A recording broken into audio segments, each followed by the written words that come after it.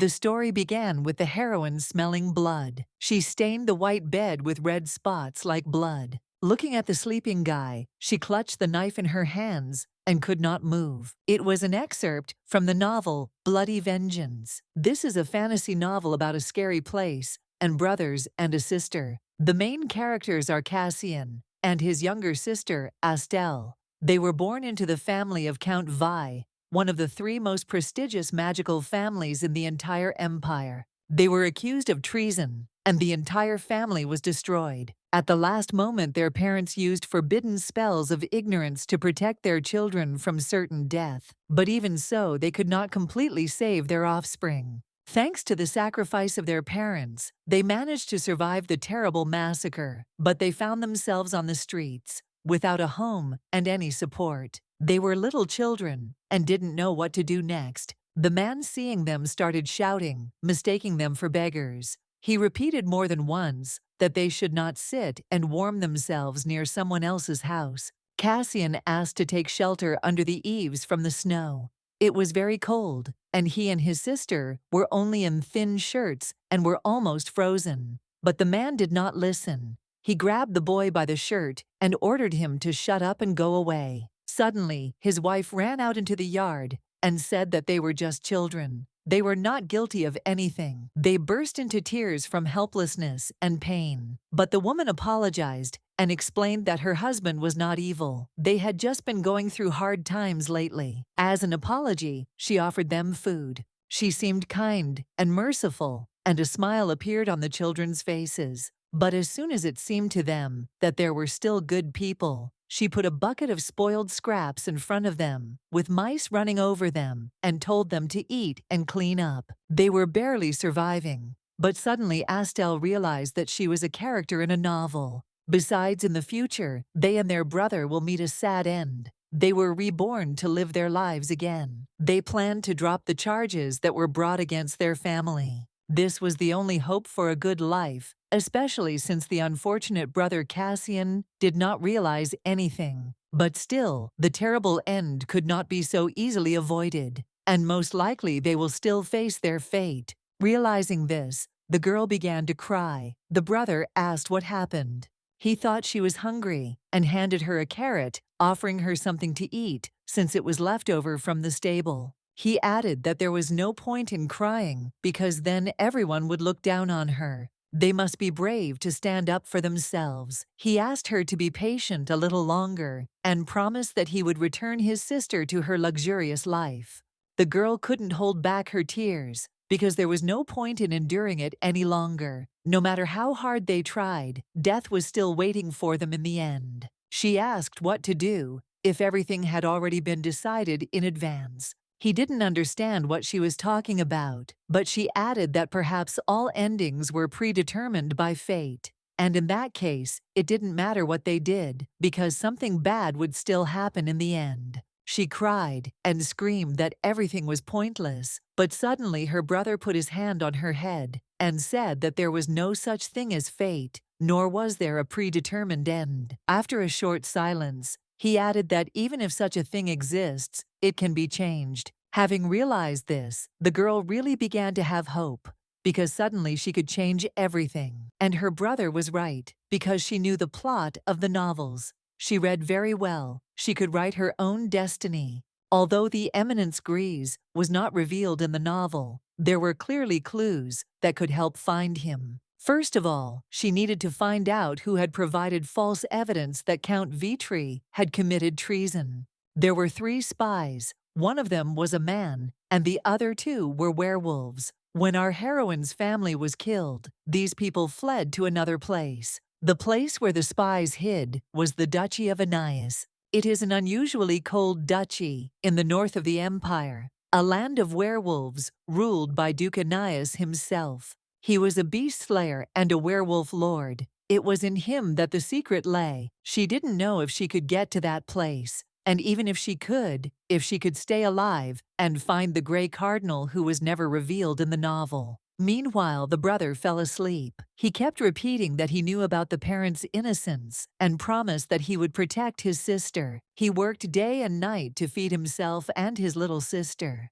His hands were covered in calluses, and every morning he gripped a stick, tightly practicing fencing. He did this for his late parents and sister. Seeing his efforts, the girl could not hold back her tears. She had to do something to change their fate. She firmly decided that she would make her way into the duchy find and expose the Grey Cardinal. This was the only way she could change the ending for herself and her brother for the better. Many years have passed since she made this decision.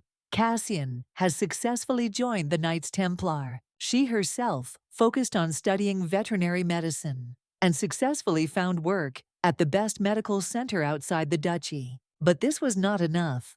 The duchy was too far away. People were looking out the window, watching the castle, when there was a knock on the door. The guy asked if she had prepared the medicines he had talked about yesterday. She asked if she should bring them now, to which he irritably replied that she shouldn't ask questions, but just do it faster. The guy called her slow and stupid. He was the director and openly discriminated against her, but the heroine had to endure it. But now, the moment has come when everything will change. This was the moment when she saved Duke Aeneas's life. In the original story, it was the director who helped him, and after that, the Duke considered him his savior. Because of this, he was invited to the duchy to hear his request. But now everything went differently because she was the one who made the rescue. His Majesty's expression improved slightly, although he still felt unwell. The girl was glad. Her efforts for this day were not in vain. Even if Aeneas didn't hear her, she still wanted to say that the treatment was over. She added that he should get well soon, and after that he should definitely take her to the duchy. As soon as the girl was distracted, she quickly fell asleep. Meanwhile, His Majesty woke up. Barely opening his eyes, he looked towards the young girl who had fallen asleep on the bed. When the heroine woke up, she asked who was coming. His Majesty turned around and thanked his savior, adding that he had to repay her. He extended his hand to her and told her that she needed to come to his mansion to discuss the details. The girl already thought that everything was okay, but suddenly His Majesty grabbed her hand. It turned out that he found out that during that massacre, the heroine hid using invisibility magic. No matter what, he could not allow the line of traitors to continue. Without letting her go, he declared that the girl must die. Suddenly, she woke up. It was just a dream. But it turned out to be so real that even my wrist hurt, as if it was really being squeezed by the Duke's hand. His eyes were frightening. He is a monster slayer and the ruler of the Thorianthrope lands. This is a man who terrorizes the entire continent beyond the Empire. His name and bestial origins were shrouded in mystery. The heroine had to infiltrate Aeneas's mansion. She intended to reveal the identity of the Grey Cardinal, the main enemy of her family. So she began studying therapy to save the Duke, but she was afraid of being exposed. This dream tormented her all her life. What if His Majesty finds out the truth? It seemed as if a terrible dream was about to come true. She was afraid to hear from him that she would have to die. But there was no point in trembling. You just had to do what you had to do. She was glad that His Majesty had recovered and was safe and sound. However, behind her smile there were unbearable emotions. She was very worried. My heart was constricted with fear. It seemed like it was about to burst. She was too worried, or maybe it was the aftermath of a terrible dream.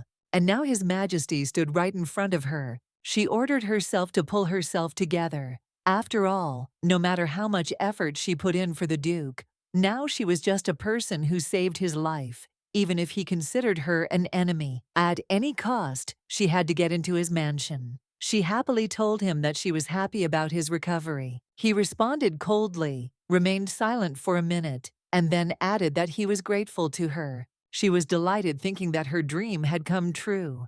But his gaze was strange. He looked at her, not as a savior but as an enemy. He said that she was his benefactor, and therefore he would fulfill his promise and repay her. It was exciting and scary. The girl didn't know what to do, but she saved his life, so she should be strong and not get lost. She realized that he would indeed repay her according to his deserts, and firmly stated that she would do everything in her power. She started to say that she would be happy with any reward, but suddenly remembered she had to pretend that she didn't need anything because she hadn't helped for the sake of a reward.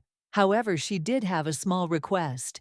Without realizing it, she sank to her knees in front of him. Her house looked too dilapidated, so she asked to discuss the matter elsewhere. He agreed. The girl was very happy because everything was going according to her plan. Or at least it was supposed to be that way. But the expression on his face did not bode well. It scared the girl. He was silent for a while and then said that there was a mansion nearby. He invited her to go there with him. She couldn't believe she had done it. Our heroine was shocked that her plan to infiltrate Duke Aeneas's mansion had worked. She smiled and said, "That would be nice." Duke Aeneas remained just as cold. Her words did not lose their credibility. It was a young lady. He waited for her words. Taking her hand, he carefully examined her fingers. This greatly excited the girl, but she remained silent while he examined her hand. The girl's cheeks turned red. Suddenly, she didn't understand what had happened, and it seemed to become easier to breathe. It was that same feeling after everything she had done, and now she had succeeded. She asked the Duke to wait, but she didn't understand what he had said. He was waiting for her answer. She didn't understand why this was so. The lady didn't quite understand what was going on. She was afraid to say something wrong, and he asked her if she knew who he was. She immediately replied that she did. But judging by the fact that spies were hiding in his mansion, the Duke cannot be just a gray eminence. Still, she wanted to pretend that she knew nothing. She added that she did not even guess his origin. His Majesty was very surprised by this, because from her face, it seemed that she knew everything. The young lady was very worried about this, but she didn't show it. He had a very strange look. His eyes looked like he was about to cry. He said that they would no longer talk about nonsense and suggested going to the castle. Ice thought for a long time, but agreed and said that she was already going with him. His Majesty has already prepared the carriage. The lady couldn't even imagine how everything had been prepared so quickly. She was surprised. His Majesty wanted to know her name, and she introduced herself. Her name was Astel. She was a commoner who worked at a medical center outside the duchy. His Majesty turned to Estelle and apologized for introducing himself so late. He introduced himself as Duke Aeneas and invited her to go to his domain. The lady was once again shocked by what she heard. She still couldn't imagine that her childhood dream and the dream from her past life were about to come true. All the emotions were visible in her eyes: fear, joy, and worries. She promised her brother Cassian the best and wanted him not to worry about her. Now she is going to the very mansion she always dreamed of, hoping to shape her destiny. The lady didn't expect everything to go so perfectly, but suddenly fate will be rewritten, and a painful death will not await her. In the carriage, they were simply silent. The girl was very shy. His Majesty the Duke simply looked at the girl. She was just a commoner, but there was something special about her. Astel just wanted to disappear from the awkwardness. She didn't say a word after she got into the carriage, although she had something to say, but she got seasick. Or maybe it was the tension, but she couldn't fake it. Her breathing was ragged, and her head was starting to hurt. Everything seemed incredible, because His Majesty was sitting in front of her. Duke Aeneas sat by the window right next to her, his face calm. She couldn't understand how this was possible. Although the wound had already healed, he almost died. But despite everything, he remained surprisingly cool. Even in such a situation, he was ready to let a stranger into his home. Most trianthropes feel hatred and wariness towards people who have hurt them in the past. But the Duke is probably not like that. He noticed that she was looking at him intently. She was very nervous, started talking nonsense to avoid looking stupid, and explained that she knew almost nothing about him, simply using the pause. She said she was treating injuries, so she didn't even notice his face. It was so beautiful that she herself didn't realize it at first. Now she admired it. If there were other talents, his talent would certainly be in his face. It may have been an exaggeration, but it was still true. His image of him wounded and fallen to the ground was incredibly beautiful. She recognized him as soon as she saw him. but she couldn't understand why exactly the Duke was wounded. He is strangely called the God of the Night. He asked if it was true that she admired his face so much. The lady replied that she did not dare to say whether she liked his face or not. Without even realizing it, she felt a slight tremor in her heart, not just tension. His Majesty looked at her unwaveringly. Her heart was filled with pain as she clasped her hands to her chest.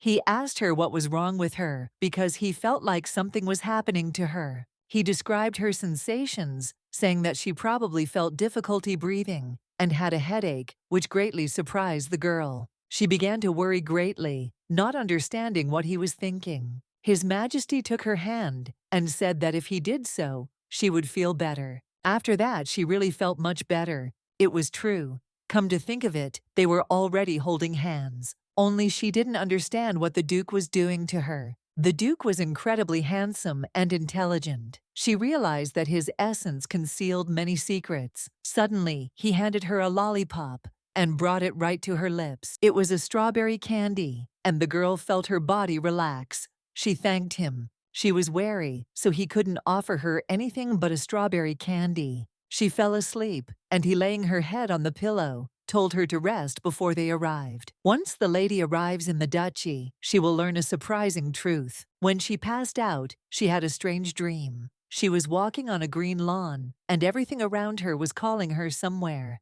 When she turned around, she saw no one. But suddenly, from behind the bushes, she noticed a small puppy, or cat. It is not clear why, but she still wanted to stroke him. And suddenly, at one moment, he turned into something else, because she thought that he would be soft and fluffy. While she stroked the dog's fur, which seemed thick and smooth, she was in fact touching the Duke himself. As soon as she woke up from her sleep, she was overcome with shock at the fact that she had allowed herself to do such a thing, and she immediately began to apologize to his lordship. Astel was very nervous and said that she fell asleep, and she was very sorry. The butlers were shocked by what happened, but His Majesty showed no emotion. The guys were shocked that the girl allowed them to stroke her hair like a peach. Rumors quickly spread, and at that very moment, all the maids learned of the news. But everyone had different rumors, so everyone heard them in their own way, and the workers exchanged distorted versions among themselves. They believed that anyone who dared to touch the head of His Majesty should be beheaded. Our heroine was worried that she had insulted the guy with such an act, and felt strange, so she made such a mistake. At that moment, the servants were even more surprised, because His Majesty said that he was not insulted at all.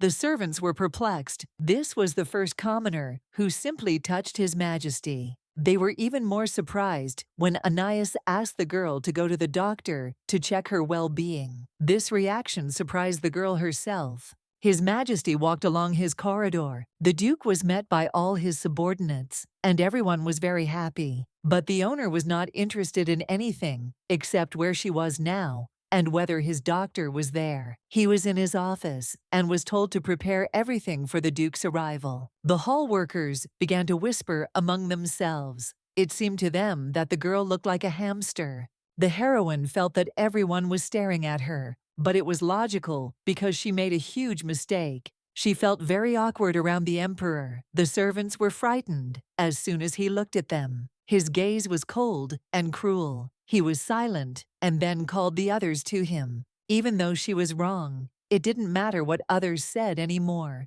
because she saved Duke Anais's life, and she was already used to being treated with arrogance. She wouldn't have been surprised, even if she had heard everything they said. The doctor greeted them joyfully. He said that for many years he hadn't heard of strangers getting into His Majesty's mansion. Surprisingly, she was a life partner, but our heroine was not sure that she needed to rush into this. She asked to stay with the doctor, but asked several more times who she was to the Duke. Meanwhile, His Majesty simply stood and remained silent. Having heard what the doctor had been trying to convey to her for so long, the lady was surprised. She did not understand why she in particular, but the doctor replied that between them was the seal of life partners. Astel remembered reading about it in a book. It was a very ancient magic of the Therianthropes. It was a ritual in which the Therianthropes swore to love each other forever. It was not limited to just sharing pain.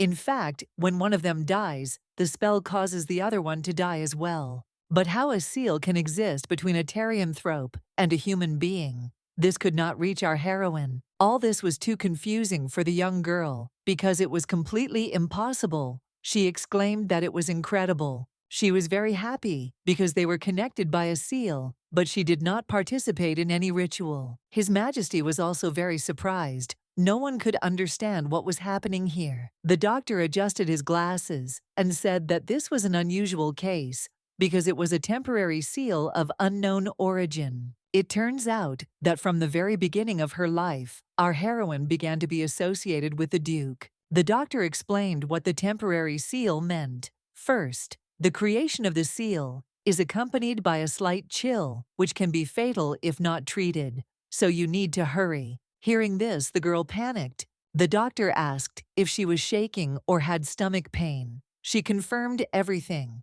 It was a death sign. After all the symptoms, he confirmed that the funeral would be in 3 days. His Majesty added that it would be in 3 days, and most likely in a week. Our heroine was shocked by this, because this was not in the novel. The doctor saw that the girl's expression had changed greatly, and he asked if everything was okay with her. As soon as he tried to touch her, the Duke immediately forbade him to do so. At that moment, he asked what they could do since he didn't want to die in a week either. The doctor said that they can weaken the effects of the seal, but there is only one option. Having heard that it was possible to survive, the girl decided to touch on this option and began asking which one exactly. Since this is the seal of a life partner, one needs to increase intimacy. This implies any physical contact, and this greatly frightened the young lady. After all, in the Duke's novel, she didn't like it when someone touched him. She didn't know what to do, but the Duke took action first.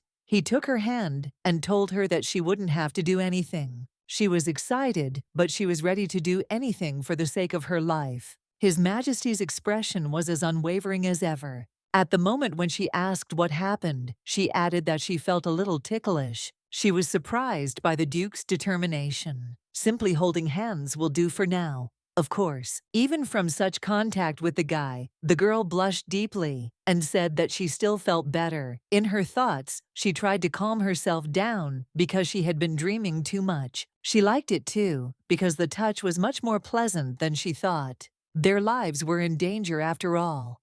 And no matter how much he disliked being touched, they had no choice. When they met, he instinctively took her hand and didn't mind at all. Perhaps people in his circle show gratitude in this way. Meanwhile, the doctor turned to archaeology, saying that it would take a year to remove the unknown seals. His Majesty said that in that case, for 1 year, she would become his only weakness. It was very stressful, because the reason she wanted to be the savior of his life was because she needed to get into the mansion. She doesn't have time to worry about seals at all. She needed to hurry to find the Grey Cardinal and the spy. She asked if the Duke was comfortable in such conditions, and he replied that he was absolutely fine. Hearing this, the girl was even more surprised. He asked why he should be uncomfortable. Still, she was in a winning situation, because if something happened to her, the Duke would die too. So he promised that he would not let her die. He swore that he would not let anyone hurt her and would not allow anything to happen to her.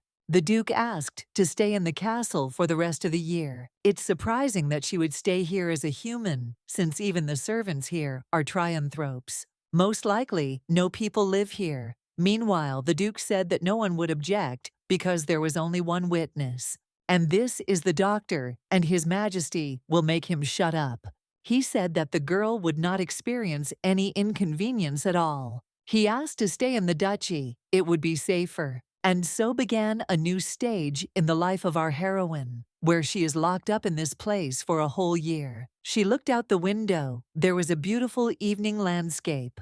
Although this plan is different from what was originally, it is not so bad. The girl found herself a task, at least compared to working, and secretly searching for information she now lives in. A mansion is engaged in an investigation, and it will be much easier. Besides, she is the Duke's only weakness, and no one in the castle except him can touch her. It was still a good offer, but very suspicious. If the Duke were the Eminence Grise, it would most likely be a trap. But even so, she could find a clue to how to avenge her family. If her guess is true, she will do anything. After thinking for a moment, she agreed to stay in the mansion. The Duke said that this was excellent, and now he was ready to fulfill her request. He let the doctor go. He was a little worried, but walked away. Now that no one was around, she could tell him about her request. She believed that His Majesty would keep his promise to the end. She was afraid that it would only last until the seal was broken. At any moment she could die by his hand, and no one would even know about it. Hearing the girl's request, the Duke promised that he would protect her,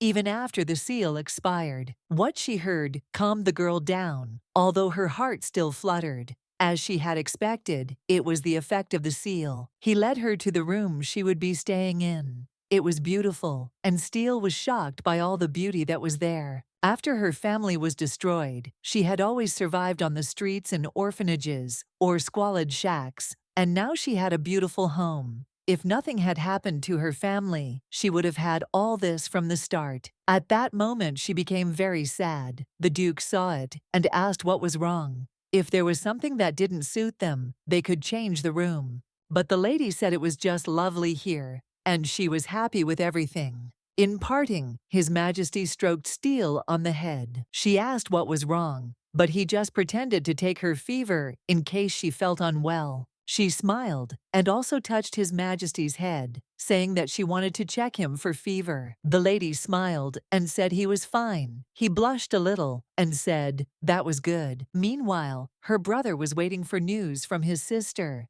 because he had received an incredible achievement so great that they even wrote about it in the newspapers. He didn't understand why the others hadn't shown up yet. Meanwhile, the Duke suggested that the girl rest because she was very tired, but she asked how they were going to strengthen their relationship, thinking it would be a good idea to confirm their status, to get closer. They would have dinner every day, and she was curious to know his opinion. Although it sounded unexpected, she felt like she would be locked in a mansion. It would be no different from the jungle, where the strongest predators mocked the weakest, but under the protection of Duke Anais, she was in no danger. But she could still face contempt and neglect, because no one canceled the mansion's workers. The queen, if ignored, would not be a pleasant neighbor either. In that case, life would not be as sweet as she would like. But she was already used to it, so conflicts should not have arisen. If they do, it will seriously hinder the gathering of information about her enemies. If everyone sees her enjoying dinner with the Duke, they will understand that she is not an ordinary girl, and then they won't be able to ignore her anymore.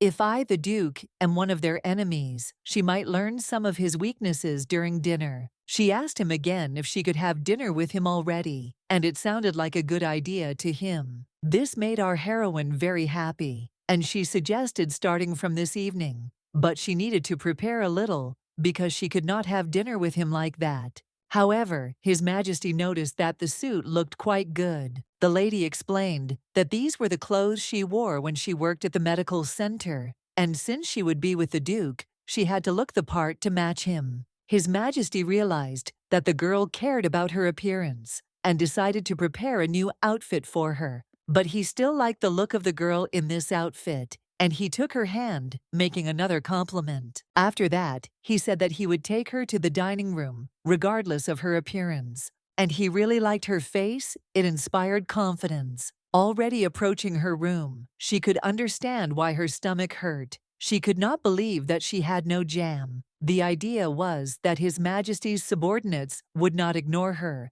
but it didn't work out as she expected. She felt like everyone was laughing at her because she looked bad. She still needed to take a pill for her stomach, and she asked if her luggage had arrived. She wondered how the medical center workers reacted to this, as they watched the Duke's servants carry her things. At the very least, the director of the center would be very angry, and this made her happy. When she got to her room, she saw all her things. She quickly changed into her pajamas and started reading the estate manual. As she read each line of the plan, she realized that everything was going as planned. Turning the page, she moved on to the next section. Meanwhile, the maids were discussing how someone had touched the Duke's hair. They thought it was very unpleasant, and she herself was thin and small like a twig. One of the housekeepers said that they didn't care about this information because the Duke was the one who decided everything here, and people didn't want anyone to live here anyway. Humans are creatures that start crying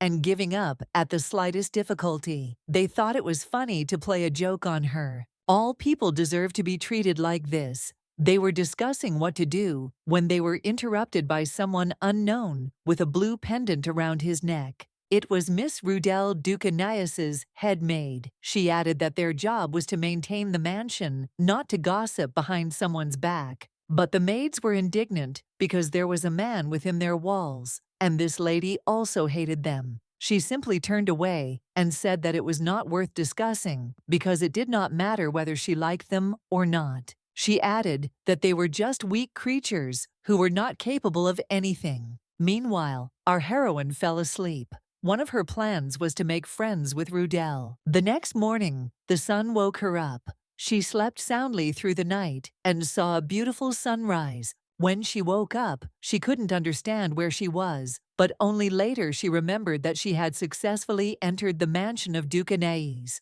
Amazingly, she found herself here unharmed. And now it was time for her to start working on her brilliant plan for revenge. But still, the soft bed won, and she wanted to sleep a little more because she had spent her whole life on a stone floor. She had the same bed as a child when everything was fine in their family. She remembered how her brother Kostya always complained that her bed was much more comfortable than his. She didn't know how her brother was, whether he was worried, whether he was overworked. She hoped that he was okay in the barracks and that he was eating well. She also didn't know if he was thinking about her, but she had no time for that now. She had to write a letter and find out how he was doing. As she carefully made her bed, she thought about everything that was happening. Since she was planning to infiltrate the Duke's mansion, she had not thought about contacting Cassian. But when he became a knight, they began exchanging letters, and the bird that carried them between her and Cassian was called Chalo. It appeared because of the ancient magic that her parents used to protect them from all evil. Only people with strong magical powers could see it, and when it found her, it would knock on the window. He was about to arrive, and she needed to open the window. As soon as she approached the window to open it, Miss Rudel stopped her, saying that all the windows in the Duke's mansion had powerful magical powers to prevent intrusion from the outside. If the girl had touched the window, her hand would have been blown off by the explosion. The head maid apologized for intervening so late and said that the girl could address her as Manager Rudel. She was the most powerful and closest manager of the Duke. According to the information accumulated over 3 years of work in the treatment center, there are 3 important forces. After the Duke, Shi-Isa, the captain of the Knight Squad, who has great power. This is the army of the 4 clans of the Second Palace.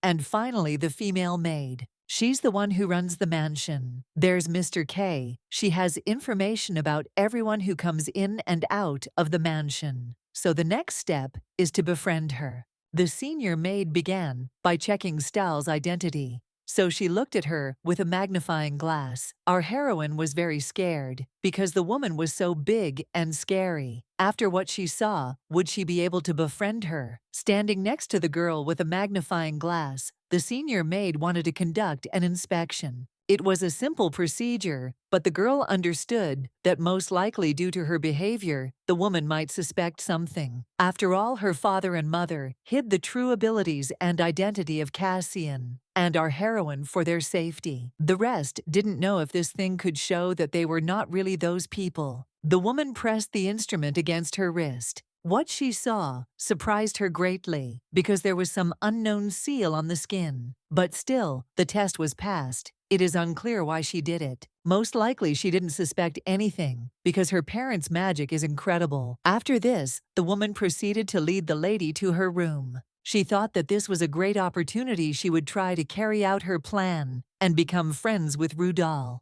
She was still a little afraid, but if she could find out more, it would be easier to become friends with her. The woman seemed like an impenetrable tower and was unlikely to let anyone get closer so easily. She was never mentioned in the novel. Even the therianthropes at the medical center didn't know who she was. Meanwhile, the senior maid decided to briefly explain what this room was. The woman's lecture lasted so long that our heroine was surprised by such a short version of the story. Therianthropes tend to match the characteristics of their reactions. For example, dogs are friendly towards people. Dolphins are excellent swimmers. But the maid herself was so delicate and cautious that it was stressful for our heroine. Most likely representatives of her race can intimidate the enemy simply by standing still. Listening to the woman's lecture, our heroine wondered who could have been in the place of the race: a wolf, a tiger, a lion, and other large creatures. And Stahl thought that Rudolph's manager was most likely a panther or a jaguar, but still, her hand definitely resembled claws. His Majesty the Duke noticed that the girl was worried about something. He approached her more than once, but she did not respond in any way. Our heroine realized that she needed to think less about Rudolph. Otherwise, she would seem very strange. This calmed the Duke because he was worried that she would like everything. His Majesty also thought for a long time about what she would like. And so he didn't come up with anything. He wanted to listen to the girl's story, to get to know her better. He was interested in what food she liked and what ladies she was friends with. Hearing such a question, our heroine fell into a stupor because she did not know what to answer. She was scared because Anais was trying to find out her true identity. Even though she had passed the test with the magical device, she was still afraid of showing weakness and falling under the Duke's attack. Still, the girl expected such a test because a magic tool is only the easiest. Thank God, she saved many answers for different life situations. She told a sad story about how she lost her parents and wandered the streets, then ended up in an orphanage and spent her childhood there. Later, she entered medical school. She only had friends in the orphanage. Their names were N and Gilbert. But now she doesn't communicate with them. She lost contact a long time ago. There is only one person she still keeps in touch with. Perhaps the Duke has even heard of him: Cassian Gray, a commoner who was recently knighted. Despite all his brother's popularity, the Duke was hearing about her for the first time. The girl said that recently there was even an article in the newspaper about him being a hero of the Empire. She decided to say that Cassian was not her brother, but her best friend, because they both came from an orphanage. Our heroine thought she had told everything correctly, but in fact, the Duke had something in mind. It seemed he had begun to consider him his competitor. He had already decided that someday he would have to visit the guy. To break the awkward silence, Astal asked if Anais had any friends. He answered briefly, "Only one." This greatly surprised the lady. Looking at the Duke's face, she saw pain there. He promised to bring this friend back no matter what. She didn't understand who he was talking about. Her thoughts stopped when she felt a strong pain in her heart. This pain was the sorrow that weighed so heavily on the Duke himself. No one could feel it except her. Our heroine understood that the guy's fate was not easy. He took her hand, but it didn't help the pain much. After that, the guy kissed her. Surprisingly, everything became much more pleasant. The pain instantly passed, as if the kiss had been from an angel. She immediately felt much better, as did the Duke. Meanwhile, the lady's heart began to beat strongly from excitement. She was very surprised how the guy could be so calm and not even flinch. She asked what animal the Duke had, and thought it was a fox. He asked if the fox looked like a human. Surprisingly, his race was not revealed in the novel, nor was the race of the head maid. The lady suggested that it was because he did all these things very naturally, and most likely it was a fox's character trait. What he heard surprised the Duke. Most likely people think that all actions correspond to their animals. He said that most trianthropes are born with the characteristics of the corresponding animals, but occasionally there are those who are the opposite of their animal nature. This shocked the heroine. Even if a trianthrope has fox features, it is not always so. He said that if they get closer, he will understand what species he belongs to. The day had been very difficult. Estelle thought about Anaïs's words. She could not forget that passionate kiss on the hand that the Duke had given her. Within a minute, she forced herself to return to normal thoughts and stop dreaming about nonsense. After all, a new clue has emerged, namely that some trianthropes may not correspond to their nature. Perhaps Rudal is one of those. Suddenly, the head maid came to Miss Estelle. She asked if she could come in. The lady allowed her, but what she saw greatly surprised the woman. The others were no less surprised. I didn't expect the head maid to come to her. The woman has a problem. She is not satisfied with the quality of work of the other maids. No matter how good they are, they still don't meet her standards. She didn't know if it was possible to find someone who could clean and tidy as well as she liked. Rudal said that when she thinks about it, she gets so nervous that her head starts to hurt.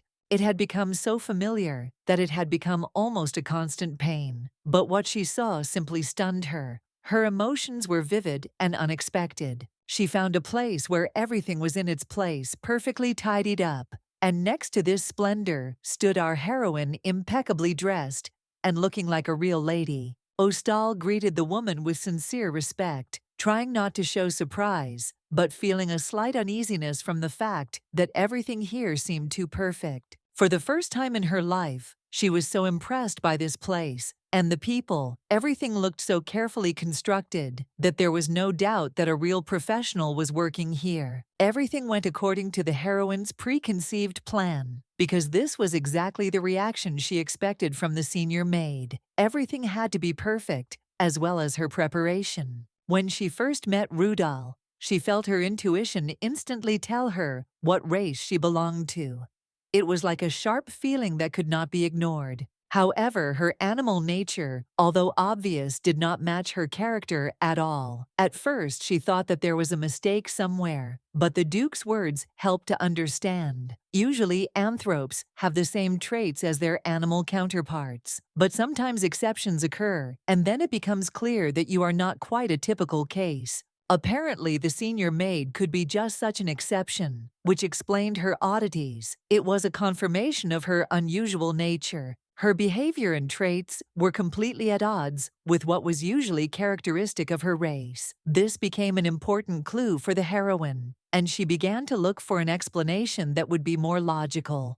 Most likely, Rudal was not just a sloth, but used its qualities for protection. This slowness and sluggishness may have served as protection from external threats and predators. Apparently, the girl became more clean to hide her true origin and not to reveal her roots. This could be her way of protecting herself from the outside world. The woman, noticing her unusual habit, decided to ask if she could ask a question. She wondered how the girl managed to achieve such perfect cleanliness and could not understand how she managed to keep everything in perfect order. The lady replied that it was all about her hard work and love for cleanliness. She explained that she had done the cleaning yesterday. As soon as she woke up early, she immediately started cleaning. She cleaned all day, trying to please cleanliness. For her is not just a habit, but a passion. This surprised the woman. The woman asked how she could be so disciplined in keeping order. The lady said that in the orphanage, she was punished if she did not clean well. This habit stayed with her all her life and influenced her behavior as an adult.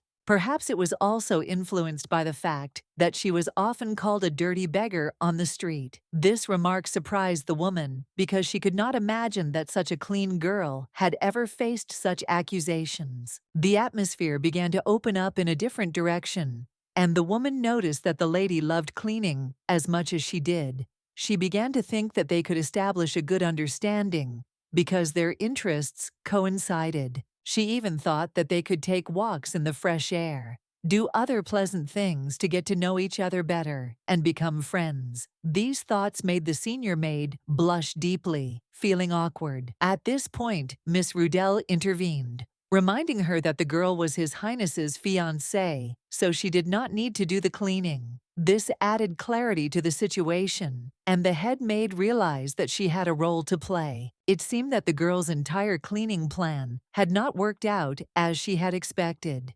She had hoped that her efforts would lead to something more, but now it was obvious that her efforts had been in vain. However, despite this, there was no question of her relaxing. Everything in the room was perfectly clean, and she tried with all her heart to please Miss Rudell, not knowing what awaited her next. Eventually, the woman turned around and explained that they couldn't just walk around the area, but was willing to help with cleaning and other such chores. She added that if the heroine needs anything, she should not be shy and should definitely call her. The woman promised to help as soon as any questions arise. Even though the woman was about to leave again this time, the heroine was not as scared as yesterday. The atmosphere became much friendlier, and the senior cleaner seemed less threatening. The heroine had a feeling that perhaps they could improve their relationship and get along with each other. She became more and more accustomed to the new conditions and to the woman herself. At that moment, before Rudell even had time to go out, the heroine asked if she could open the window to check the room. She felt the need to make sure it was safe. The woman said that while His Majesty was in the mansion, there was no need to worry. However, if she noticed someone unfamiliar, she should immediately press the magic button to contact. When the heroine opened the window, she immediately noticed her favorite bird, Chala. This bird was her link with her brother, delivering his letters, which brought her peace. She immediately handed the bird her leaf and asked it to deliver it to her brother Chala. As always, looked incredibly cute, and the heroine was sure that the message would arrive on time. The bird gracefully disappeared, and the heroine watched its quick departure with hope, hoping that the letter would reach her brother as soon as possible. At this time, one of the influential people received a decree from the emperor, which stated that in order to fight evil and prepare for war, His Majesty would send the Knights of the Rose to help. Initially, it was necessary to gather an army of volunteer knights. Once the selection is completed, the list of participants will be announced, and the personal data of each will be collected separately for the further process. The Duke could not concentrate on what was happening around him. He was absorbed in his thoughts, completely oblivious to what was happening in the room. All his attention was riveted to the window. The Duke's gaze fell on something that immediately caught his attention. He noticed a messenger bird flying past, and a package was attached to its leg. The Duke watched the bird closely until it landed. He realized that it was a postal bird delivering a letter. At that moment, his thoughts were filled with curiosity. What was there? Although he was worried about the contents of the letter, his concerns were relatively minor. In the end, he decided that the situation with the girl's friend was not a threat. The assistant standing next to him could not understand what was being said. He was confused, but the Duke just waved him off, saying that it was just thinking out loud, and let him go, giving him the opportunity to leave. At this time, Kashan, after thinking for a while, came to a completely unexpected conclusion. He swore that he would take part in the battle with the monsters, despite all the difficulties. His friends were stunned by this statement. They were all sure that he would not survive this battle. It seemed that his decision was doomed to failure, and nothing good would come of it. Cassian, although recognized as a hero of the Empire, could hardly hope for success. His past and position did not give grounds for optimism, and no one believed in his chances. Moreover, he was not only poor, but also an orphan, which greatly complicated his situation. The image of his future was very gloomy, and few believed that he would survive. The boys who watched Cassian were sure that his sacrifice would not bring any benefit. They thought that he would be quickly forgotten, and his death would not leave a trace in history. Deep down, they hoped that he would at least manage to die quickly, and without too much suffering. Perhaps they would erect some kind of monument in his honor, but even that seemed doubtful. However, Kashain, thanking them for their concern, said that he really didn't care how it all ended. He was ready to continue his journey, despite all the difficulties, and was not interested in the fate predicted for him by others. After the young man had expressed his opinion, he said that he would make sure that his friend would be in a situation where no family would accept him, not even as a pet. If the father of a noble boy found out that some commoner had hit his son, he would immediately disown him. No lady would look at such a man because there is no greater humiliation than to be in such a position. It was the ultimate fall in the eyes of society, and the guy knew it. The boy intended to break all of his opponent's limbs, hoping that this would force him to mend his ways. But this time, the older knight intervened and stopped him from continuing this cruel threat. His name was Ropa Shilind, and he was the captain of the Red Rose Knights. Despite his strict reputation, he was one of those who could handle any situation on and off the battlefield. Captain Ropa stopped Cassian, ordering him to lower his sword. He then asked what he was going to do with the young man, as his actions were clearly unnecessary and unjustified in the situation. Meanwhile, Cassian once again passed his sword near the boy's throat, making it clear that he had survived, only due to the captain's intervention. After that, his opponent quickly ran away, and the danger passed.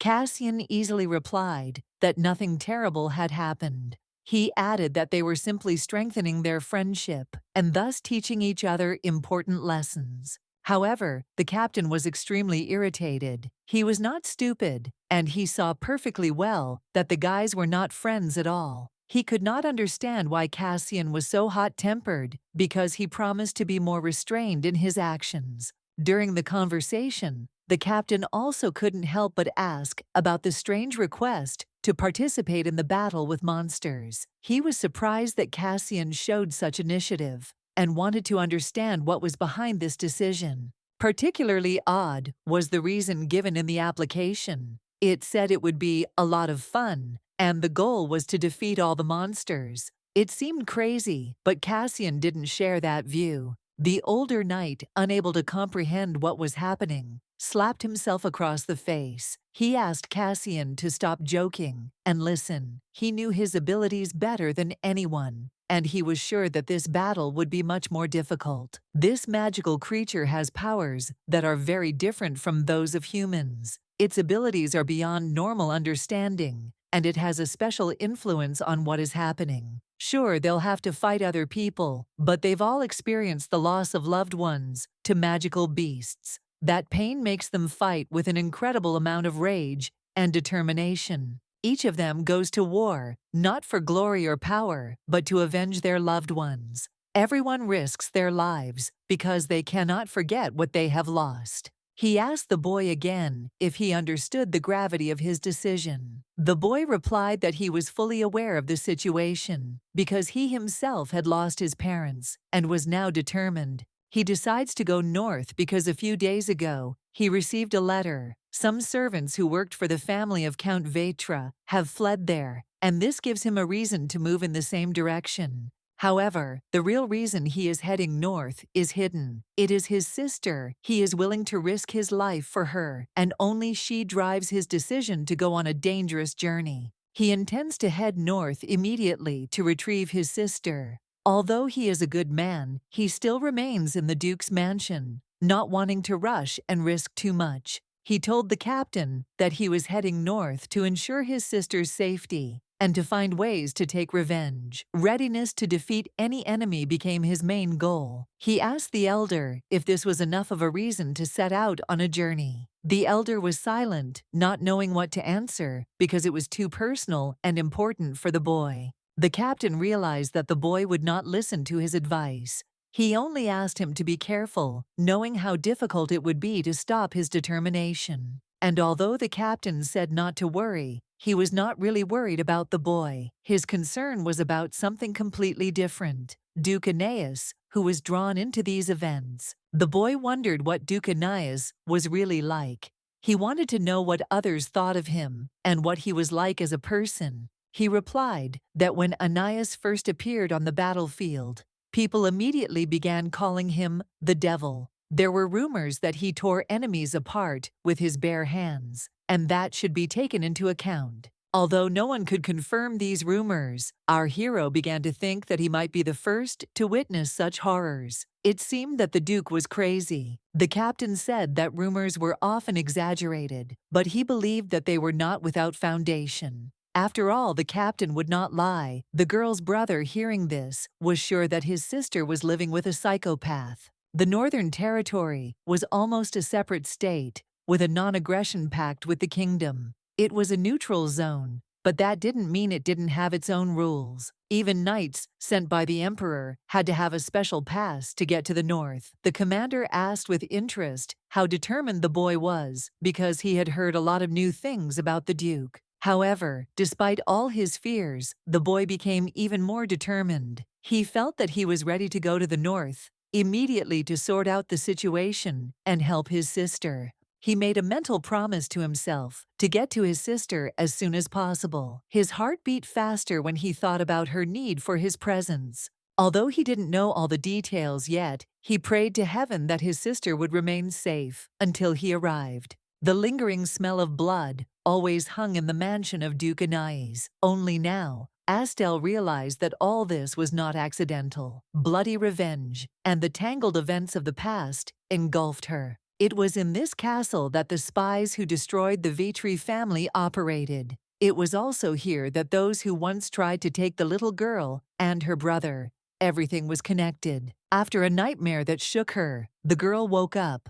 But her first impression was strange. In the darkness, she saw a hand reaching out to her, and her heart skipped a beat. As soon as Astel came to her senses, she was immediately frightened. In front of her stood two maids, who suddenly appeared nearby. Their appearance was unexpected and slightly alarming for her. The girls introduced themselves. One of them, in a soft and calm tone, said her name was Jenny. The second, a little more assertive, called herself Sally. Both seemed kind. The maids began to apologize for their sudden appearance. They did not want to scare Astel, but it happened. Suddenly, they burst into her room without warning. Having confessed their worries, the girls expressed concern. Astel did not open the door when they knocked. This made them wary. They did not know what could have happened. Jenny asked if everything was okay. Astel replied that everything was fine. She was only worried that the nightmare continued to haunt her,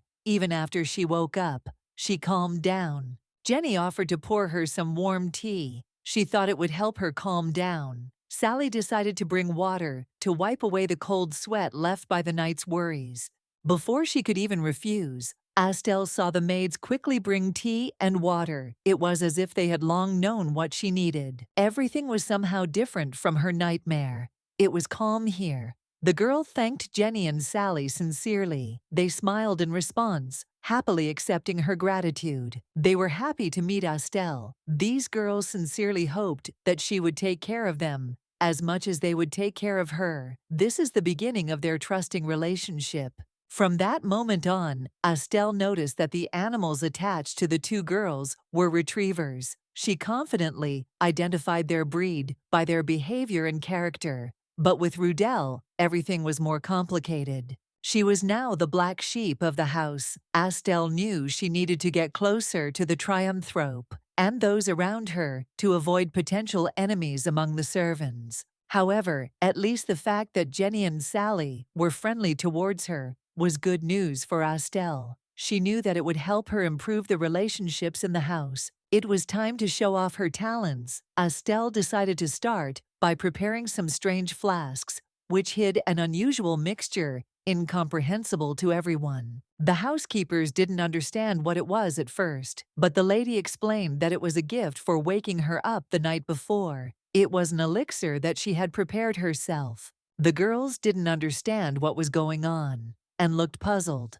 but Estelle confidently said that she knew exactly what they needed and had prepared exactly what they liked. A minute later, Jenny and Sally both screamed in unison. Noticing what Estelle had said, Heroine confidently declared that she knew what they liked and had prepared the perfect gift. The girls were delighted with the gift. They thanked Estelle for her care, truly appreciating her attention and approach to them. The elixir really impressed them. The elixir was definitely helping Jenny, and Sally Astel thought it would strengthen their bond and help them get closer, as she hoped it would give her an advantage. But then the other side of the coin appeared. Miss Rudy, the head housekeeper, turned to Astel, asking what drug all the servants were talking about. Although the relationship with Rudel had improved a little, Estelle still felt some fear. She explained that these potions worked well, and she did not add anything extra to them.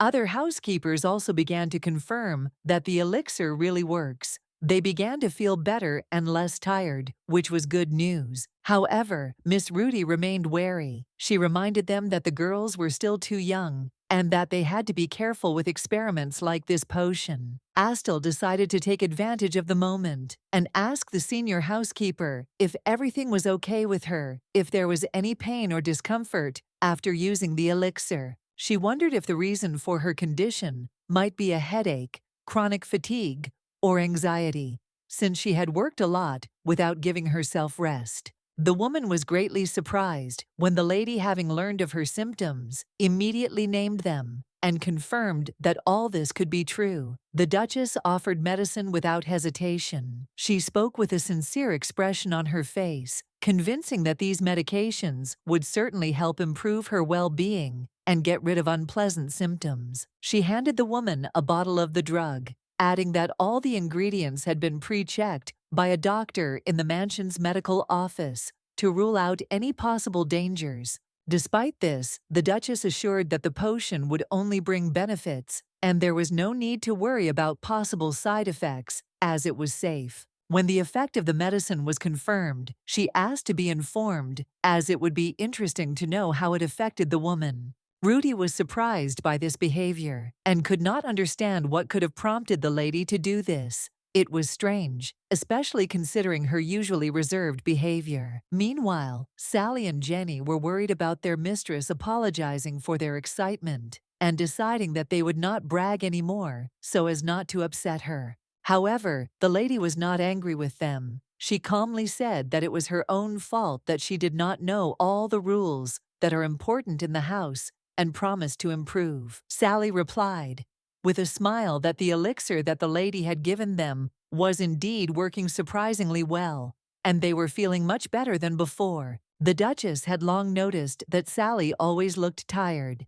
and Jenny complained of joint pain. When they took the potion, they felt not only tired, but also painful. The girls said that, in reality, access to the medical office inside the mansion is extremely difficult for most of them. There are many patients and few doctors, which creates problems. The war left behind many wounded soldiers with various complications. Their number required enormous efforts, and help was not provided to all those in need. Because of this, ordinary workers with arthritis or headaches face difficulties in getting to the doctor. They are forced to simply endure because they cannot get the help they need. The workers are grateful to the girl for her sincere care.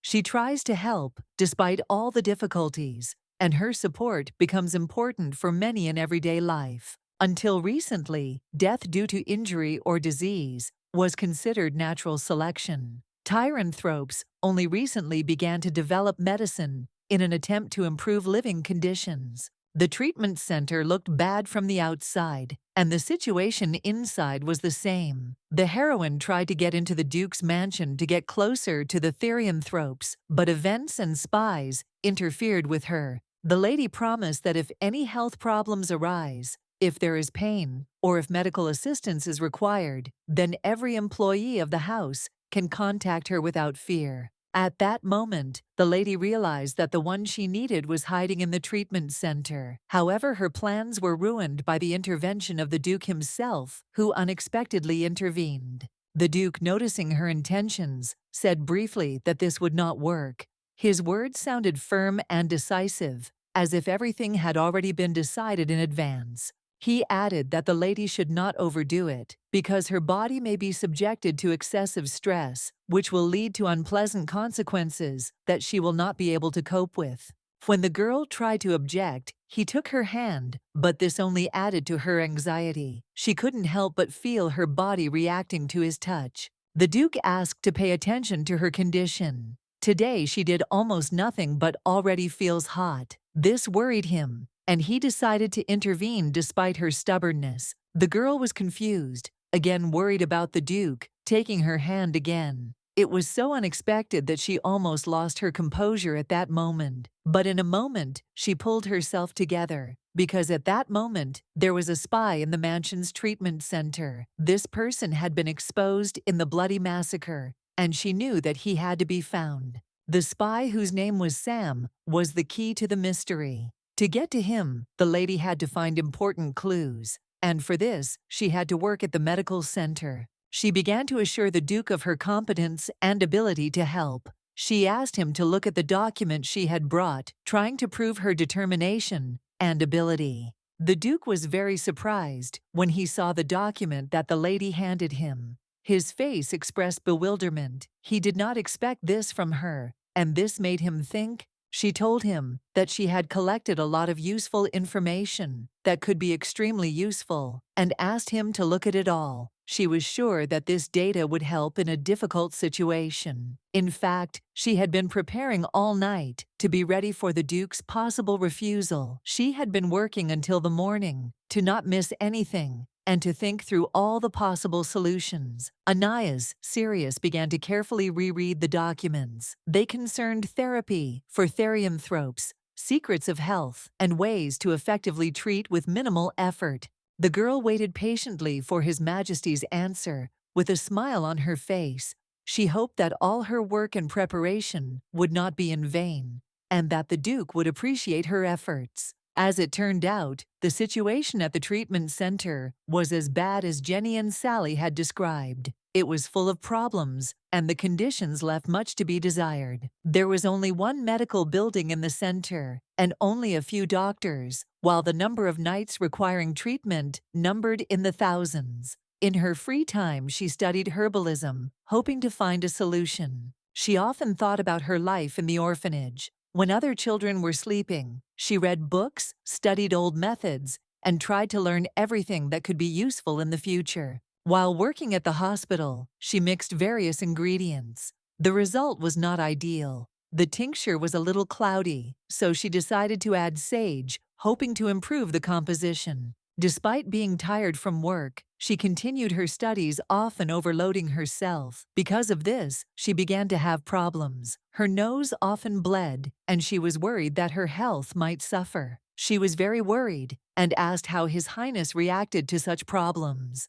The girl did not know what to do and sought comfort in the answer, hoping for his understanding and support. She was sure that when he saw the results of the work, he would not be able to refuse.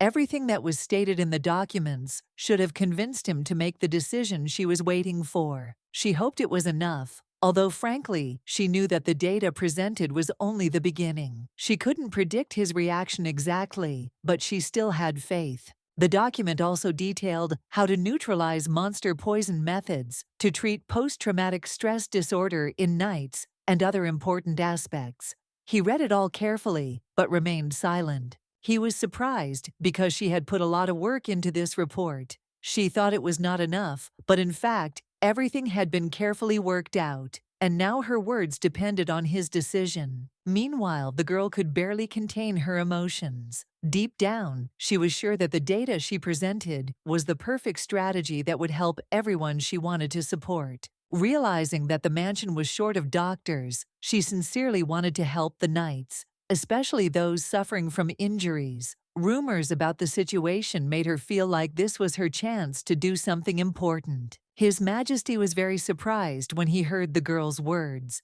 He did not expect such determination and willingness to help. This caused him a mixture of surprise and thoughts about what to do next. Astaria added that she really wanted to help. Her voice was full of determination, and her gaze was persistent. For her, this was not just a wish, but a real need. The Duke, meanwhile, began to recall his childhood, filled with failures and humiliations. He was always told that he was worthless, that he was a loser, and in the end, he was fired. Among all this obscurantism, there was only one bright moment. She, the heroine of his thoughts.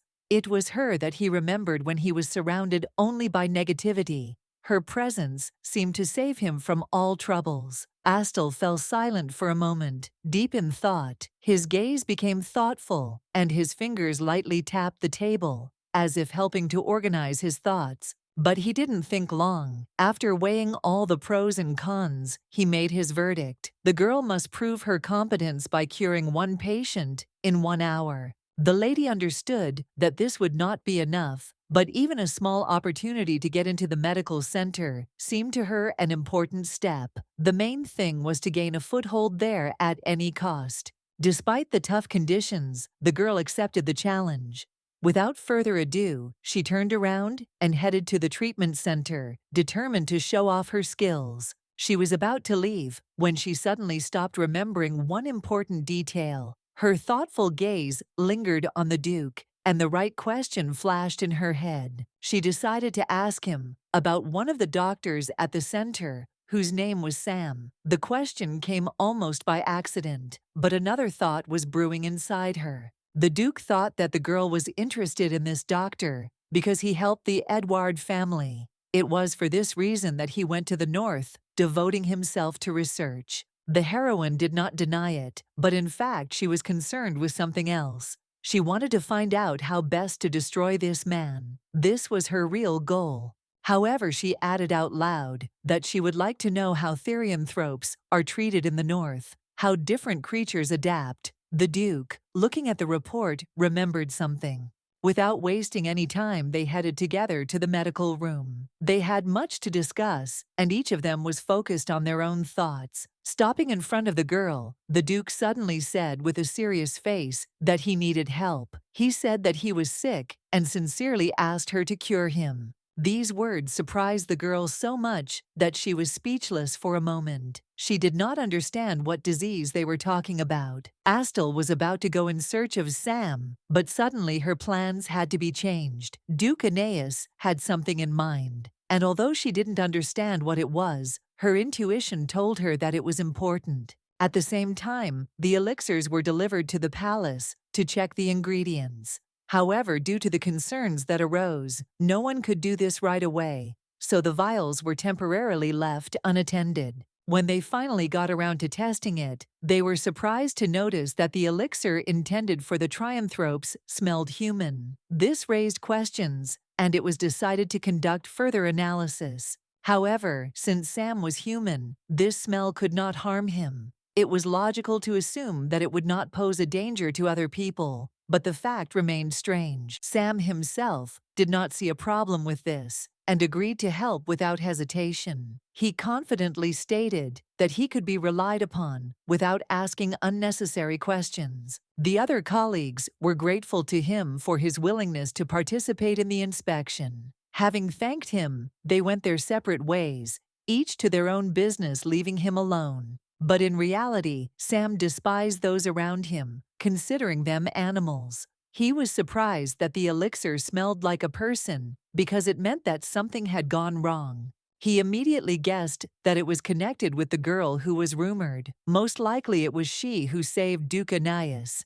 The thought of her irritated him, and he already knew what he would do. The others also felt that something had changed, but they could not yet understand what exactly the problem was. Duke Aeneas was silent, not saying a word. His gaze was impenetrable, and no one could guess what he was thinking at that moment. They just stood there looking at each other in complete silence. The air between them was tense, as if invisible threads connected their gazes. At some point, Astel felt in her heart that the Duke really didn't care. This guess pricked her, but there was no doubt. However, contrary to her feelings, he calmly said that he was only feeling a little pain, as if wanting to reassure her. It was strange. Astel felt fine, but suddenly the pain appeared in the Duke, and there was simply no other explanation, except for the connection between them. When he took her hand, she felt embarrassed again. Her heart started beating faster, and she didn't know what to do with this feeling. The lady, slightly worried, asked how the Duke was feeling. She noticed that he looked better, but she wanted to hear it from him. Perhaps he was feeling better already. The Duke looked at her thoughtfully and replied that he himself did not know. He promised to check his condition right now. However, the girl did not understand what exactly he meant. She tried to make sense of the situation, confused. What else should she do? Was she missing something? But there was no answer, and her thoughts only became more confused. He suddenly took her hands more firmly. not letting go. His touch was confident, warm, as if he was trying to convey something important through it.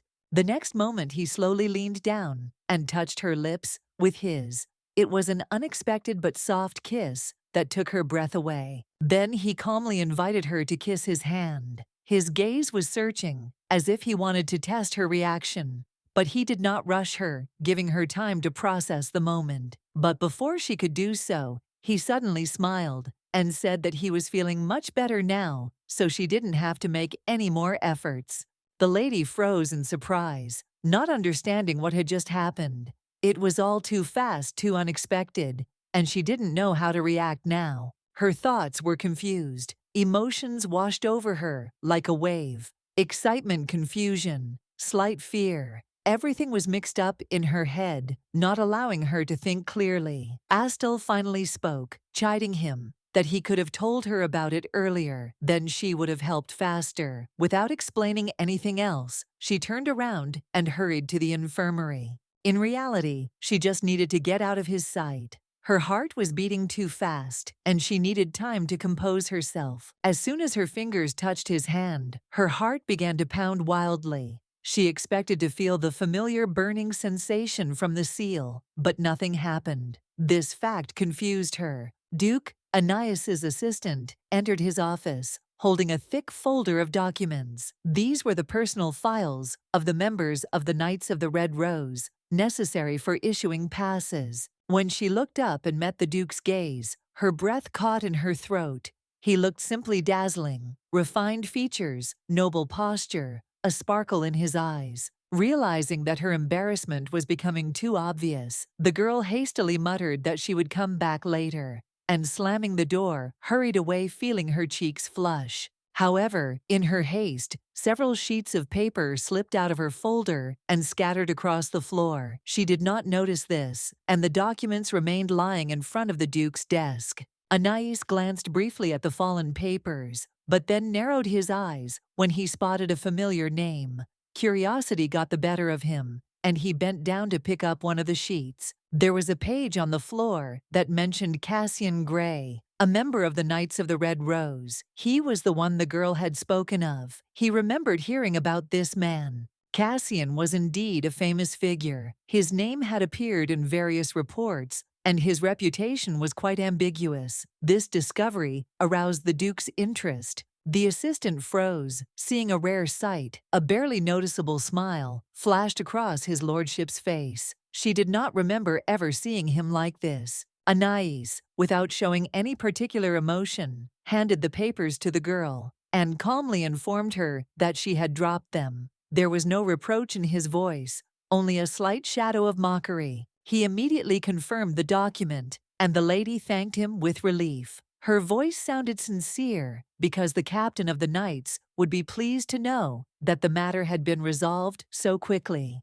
The king studied the papers in front of him, running his finger along the lines. When his gaze fell on one of the names, he raised an eyebrow slightly and, turning to his assistant, asked about it. The woman immediately replied that this man was known in the kingdom for his charm and ability to turn the heads of many ladies. In addition, one cannot help but note his attractive appearance. The assistant's words made the king think, if even the Duke expressed a desire to see this young man, then there really was something special about him. A few days later, Estelle received a letter. After reading it, she learned that her brother was going north, which was unexpected.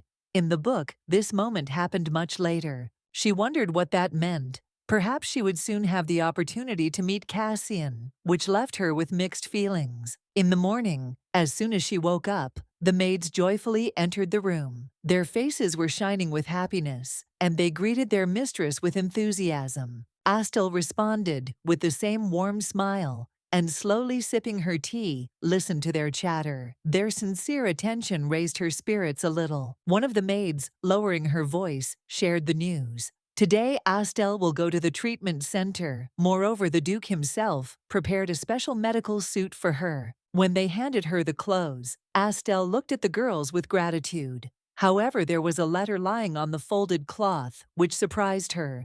In the letter, the Duke asked her not to overexert herself and to find time to rest. He also stressed that if any problems arose, she should inform him immediately. As she read the lines, her heart began to beat a little faster. Where did this anxiety come from? Or was it something else? She didn't want to figure it out, but the feelings spoke for themselves. She was determined to thank him for his concern. Taking a deep breath, Estelle headed to her office to get to work. At the treatment center, the staff were busy with casual conversations, discussing everyday matters. The atmosphere in the room was relaxed and familiar. As soon as she entered the hall, their conversations died down. The girl greeted everyone confidently, and her appearance immediately attracted the attention of those present. Estelle introduced herself in a calm voice, saying that she would be working at the medical center from today on. She spoke confidently, but there was something else hidden in her eyes. The boys looked at each other, not knowing what to do with this information. They didn't ask any unnecessary questions, but a tense silence hung in the air. In fact, her real purpose was something completely different. She wasn't there for work at all. Her mission was to track down and capture Sam. At this time, His Majesty gathered his subordinates for an important conversation. The atmosphere in the hall was serious. No one dared to be distracted because critical issues were to be discussed. He was not just having a conversation, but also signing important documents at the same time.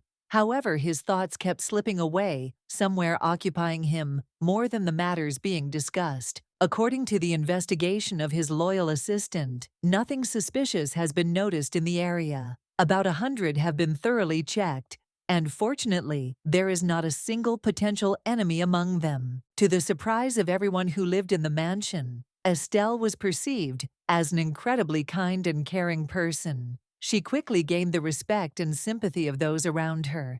However, he could not understand what connected this girl with Cassian. It remained a mystery to him, and the more he thought about it, the more uneasy he became. The Duke was increasingly worried that Cassian Gray might take advantage of her kindness. Someone as sweet and compassionate as Estelle was an easy target for manipulation. His thoughts began to carry him too far away. He even imagined how it would be better to buy an island and live there far away from everyone. But Cassian's sudden smile brought him back to reality. This made him incredibly angry. Perhaps Cassian smiled simply because he was thinking about money. This irritated him even more, but he could still contain his emotions. He continued to stare at the knight, who simply remembered how round his sister's cheeks were. They resembled a hamster's cheeks, and it made him suddenly smile. The captain reported that the Emperor had given his official consent to the war against the monsters. This was an important step that required immediate discussion and preparation. The Duke firmly stated that the ideal time for this was the end of next spring. Before that moment, careful preparations had to be made so as not to leave any chances for failure. The Duke noted that the mansion was obliged to provide food not only for its lands, but also for thousands of knights' infantry and cavalrymen. This was a huge burden that required careful preparation. In response, His Majesty suggested using letters and magic for communication, especially when important matters needed to be agreed upon. This decision surprised the captain, who had not expected such practicality. Kostian had heard many good things about His Majesty's tactical genius and was beginning to understand why everything was so well organized. He admired the man, but suddenly noticed that he did not notice him. As the Duke prepared to leave, his path was blocked by the head of the family, Vasio Kelter. He politely interrupted his walk to ask an important question that was clearly bothering him. Kelter said he had heard that the Duke had taken a girl named Estelle under his wing. He asked if this was true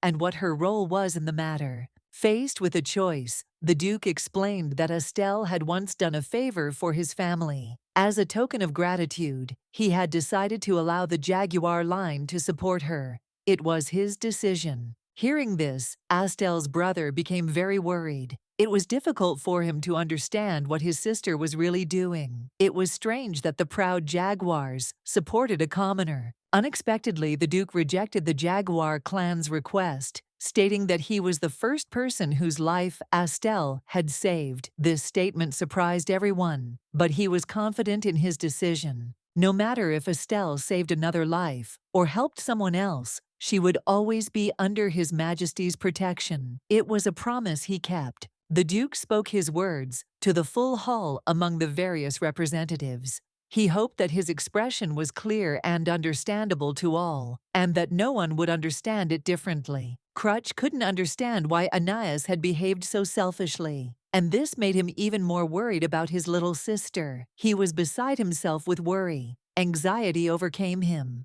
His nerves were on edge, and he even put a stone in his pocket, trying to calm down. But this gesture only increased his internal tension and concern for Estelle. The stone turned out to be an expensive shadow projection artifact, but Estelle couldn't understand where her brother got the money to buy something like that. It was unexpected and mysterious. The cello was a valuable and fast messenger bird. It was thanks to her that they maintained contact. She could be used to send messages over long distances. However, shadow projection worked differently. With it, Estelle could see her brother at any time, no matter where she was. It was a great gift, and she was grateful. She promised herself that no matter what, she would have to get revenge.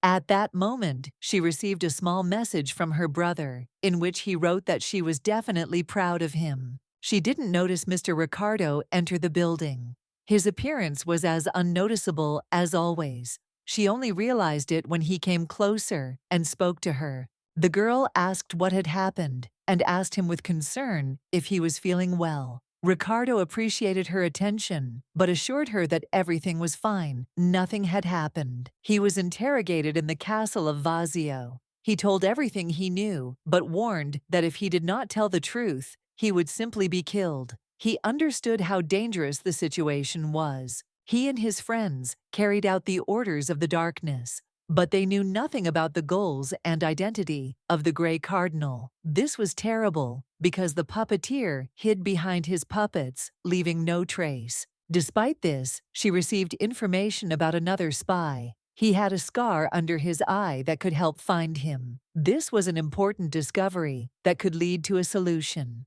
In addition, the spy wore a medal on his chest. This was another noticeable sign. He was also a master in handling a sword, which gave him a considerable advantage. Thanks to these skills, he found himself in the Duke's castle as a knight. These thoughts haunted the girl. She felt how important every moment was for her investigation. She quickly made a decision and told Ricardo that she wanted to check out the Swordsman Training Center. It was an important place, and she felt that there was something important to learn there. Ricardo did not object and immediately agreed to take her. He understood her impatience. The girl could not calm down, constantly asking when they would finally get to this place. Here, finally, on the horizon, appeared the walls of that very training center that she had been waiting for so long, a place where many secrets were hidden, ready to be revealed. The Duchess was looking forward to the moment when she could understand what was hidden behind all these walls.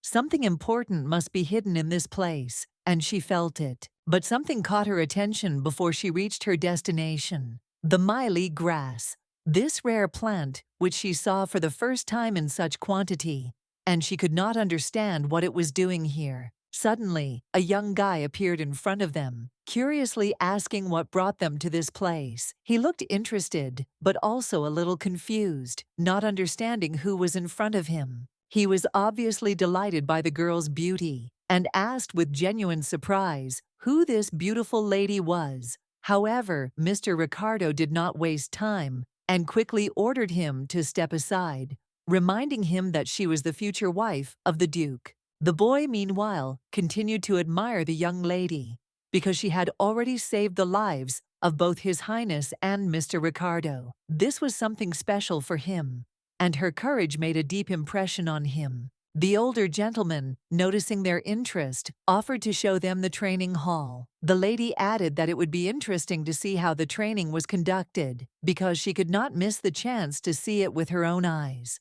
The young knight agreed without hesitation and willingly led them to the training area where they could see how the classes were conducted. and what was going on within the walls of this training center. In the training hall at this time, each of the young knights competed with others, honing their fencing skills. This was serious work preparation for future battles and trials. The training session was in full swing during their visit, which upset the lady a little, as she was hoping to see the guy with the scar on his face. But apparently fate decided that she had to wait a little. At this time, two young recruits, who were just starting their path to knighthood, were watching in the gym. These guys were so young that they managed to cause the trainer a lot of trouble and problems. The guy realized that he wouldn't be able to get rid of the kids.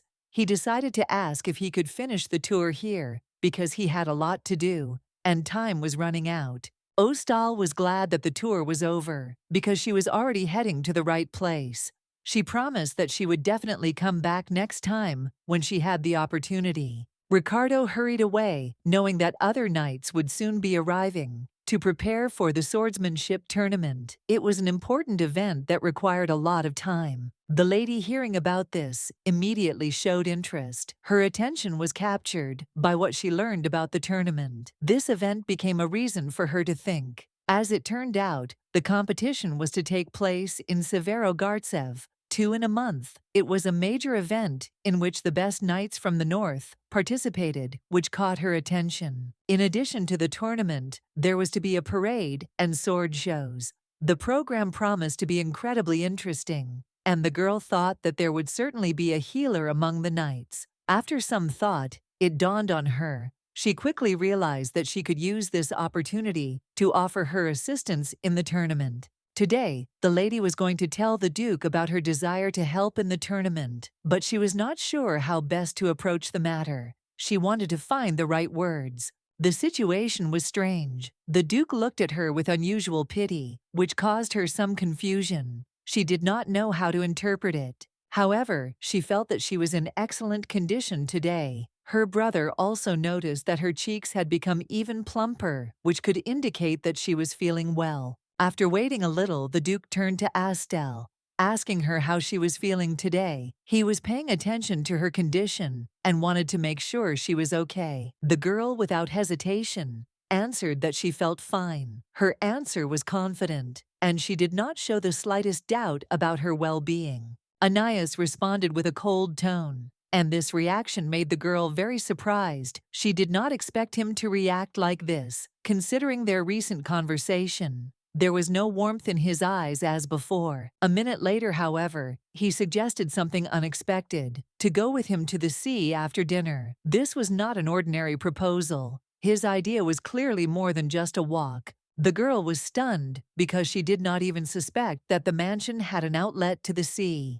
But it turned out that it was not in the mansion itself, but on his duchy. She remembered reading about the sea freezing in winter and really wanted to see it. As a child, she was always drawn to the sea, loved to walk along the coast, and look at the endless waves. It was her place for reflection and peace. The sea air brought her peace. But now she had a problem. She had already promised to meet her brother, and she couldn't cancel the meeting. But the thought of the sea and Anaïs's offer continued to torment her. Anaïs, noticing her confusion, felt that something was wrong. He looked at the girl carefully and, worried, asked if everything was okay. He clearly understood that something was bothering her. Hearing her refusal, the girl explained that she had to meet with her brother Cassian. As soon as he understood this, his face became more severe and his gaze sharp. He did not hide his displeasure. Pastel felt like even the grinding of Anaïs's teeth could be heard across the table. She felt the tension in the room growing, and she felt bad for disappointing him so much. But despite everything, Anaïs found a way to resolve the situation. He said that Cassian would be very busy today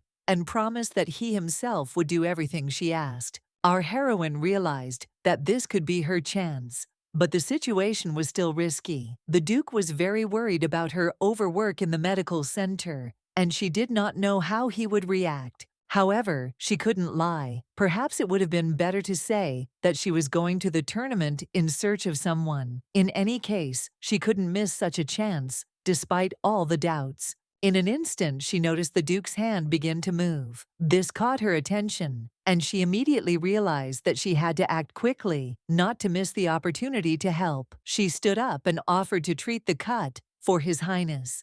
Embarrassment slowed her down a bit, but professionalism prevailed, and she prepared to do her job. The lady prepared the necessary instruments, laying them out neatly on the table. Everything was at hand: bandages, a syringe, and various vials, with unknown contents ready for use. A special box contained the entire set for treating wounds: syringes, bandages, bottles of medicine. Everything was carefully selected so as not to miss a single detail during treatment. She took his hand and quietly announced that she was beginning the treatment. Her voice was confident, but inside she felt a slight anxiety because the Duke's comfort depended on her actions. She warned him that the treatment might be a little painful, but that he was unlikely to feel much discomfort. This was important so that he would not worry unnecessarily. Suddenly, the Duke pulled his hand away. He was a little tense, and she immediately asked if everything was okay. If it hurt, his reaction worried her. When she touched his hand, his muscles tensed strongly, and she decided to act quickly to minimize possible discomfort and not give him time to hesitate.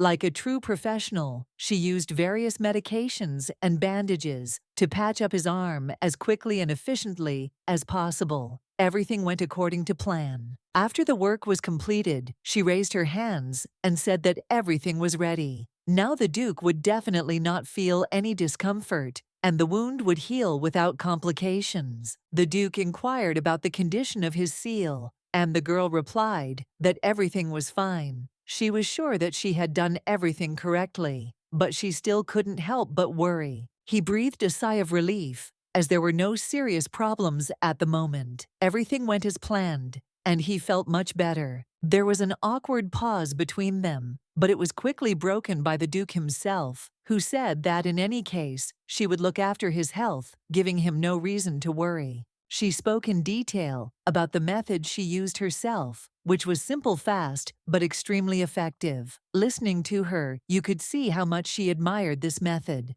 The girl believed that in a month, the Duke would have to undergo a special medical examination, but the guy did not quite understand what she was getting at. He immediately decided to ask her directly what she was really trying to achieve. This question made her blush, not expecting such a turn of events. Although it seemed obvious, she still decided to clarify. There was a knight's tournament in a month, and she hoped that he would take part. His Majesty was interested in how she knew about this event, and she said that she heard about it in the training hall. Anais was even more surprised by her answer, and she confirmed her words and added that she just wanted to see how the young knights trained. Then she asked if the knight Kostian was capable of showing off his skills just for fun, without having anything serious in mind. The Duke thought that the girl blushed at the memory of that guy, and this made him wary, although he could not understand what exactly had upset her so much. Anais felt jealous and became very angry, asking if she liked Cassian.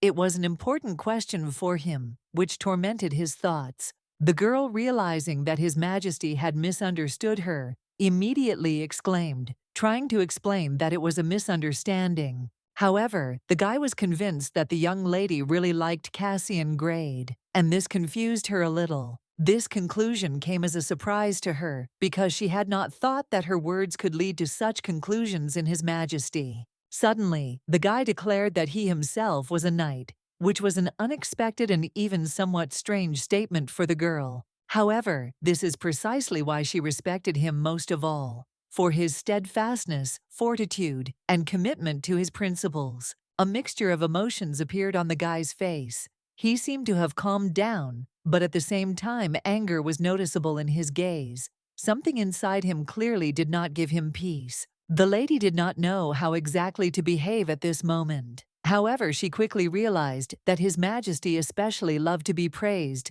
like many others. She told how she had recently attended a knight's training session. She added enthusiastically that she now also wanted to become part of their ranks and participate in training. But the guy thought this idea was too risky. He immediately sensed the danger in this proposal and could not allow anything to go wrong. Astel assured him that everything would be fine, as she would be by his side, and His Majesty would be able to protect her. She was confident in her abilities.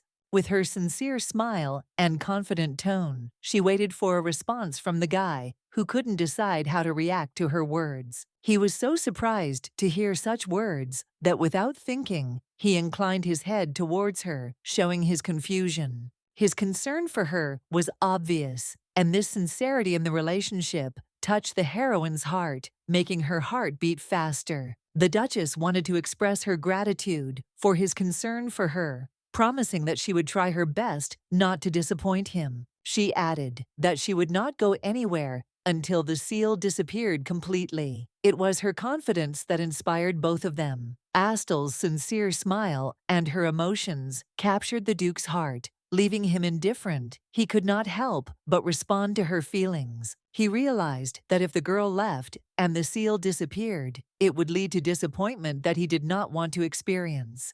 He felt like a little boy, abandoned by everyone, and immediately asked if she would leave once the seal was dispelled. The question seemed important to him, but at that moment, it was too simple. A smile appeared on her face as she replied that such questions were completely unnecessary. It was obvious, and she didn't understand why he was even asking, but she didn't say anything about it. Suddenly, taking her hand, he asked how they treated her in the castle.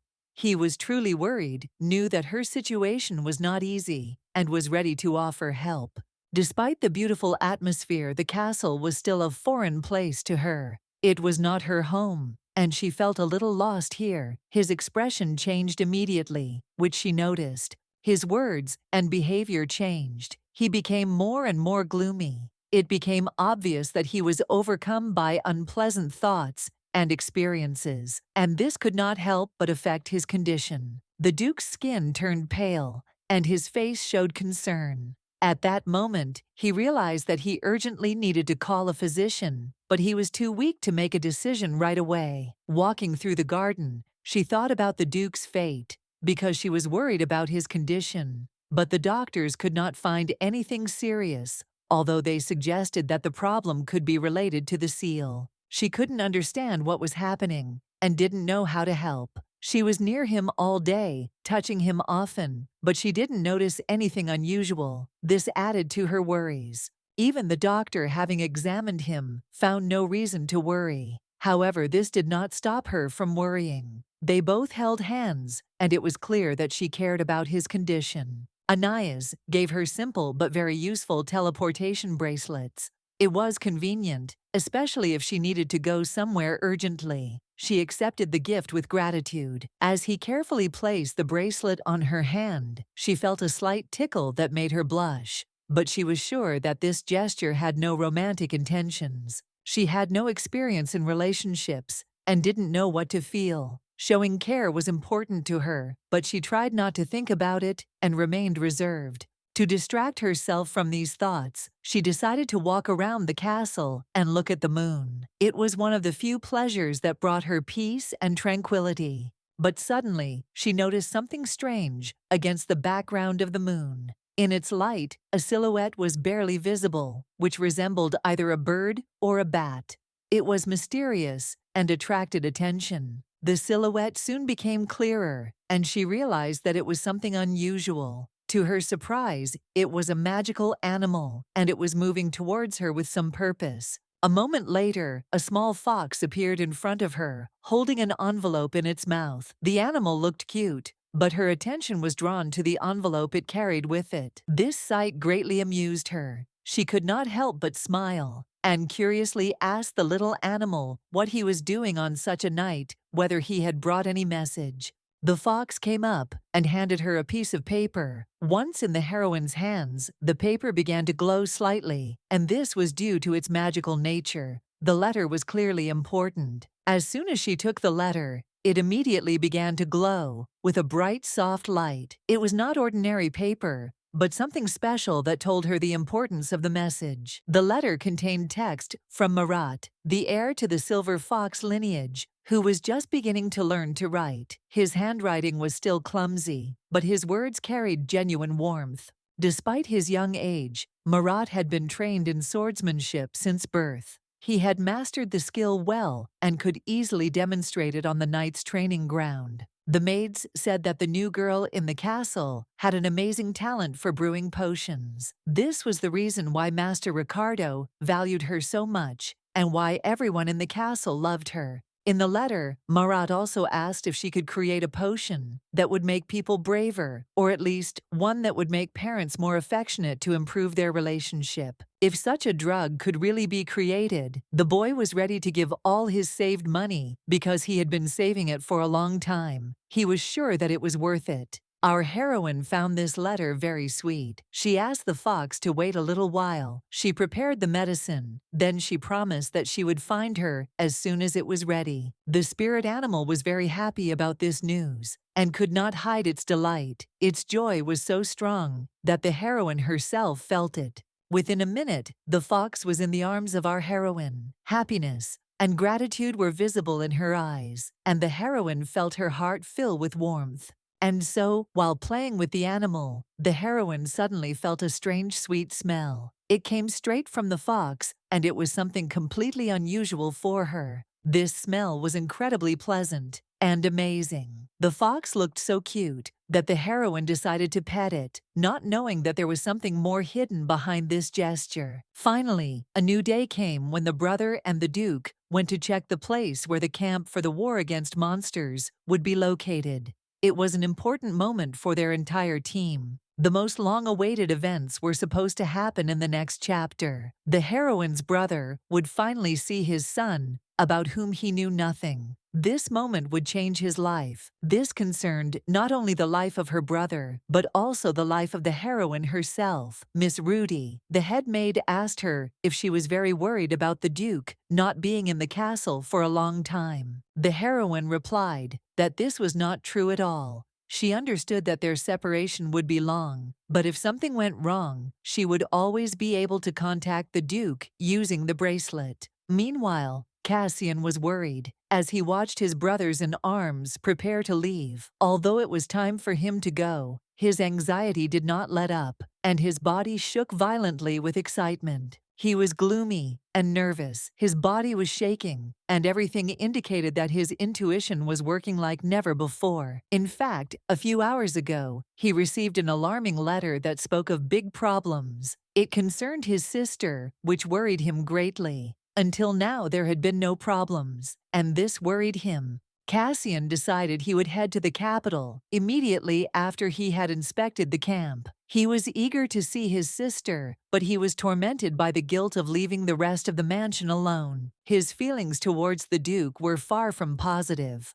On the contrary, he could not contain his hatred towards this man, considering him treacherous and dishonest. The Duke rode up to the young man on his horse and looked him intently in the eyes. Cassian could not understand why His Majesty was looking at him so intently. Astal came up to say goodbye to him and wish him luck on his journey, her eyes full of care and warmth. The Duke did not hesitate to kiss Astal's hand as he said goodbye. This gesture agitated her brother, causing him even more suspicion and anxiety. Despite this moment, Cassian couldn't help but worry about his sister. He was worried that it was very cold outside, and she might get sick. Everyone present began to guess that something was going on between the Duke and Astal, because they were holding hands too tightly, as if they couldn't tear themselves away. This was not the Fadia everyone knew as a cold-blooded and reasonable man. Now he was unexpectedly romantic and kind, which surprised everyone around.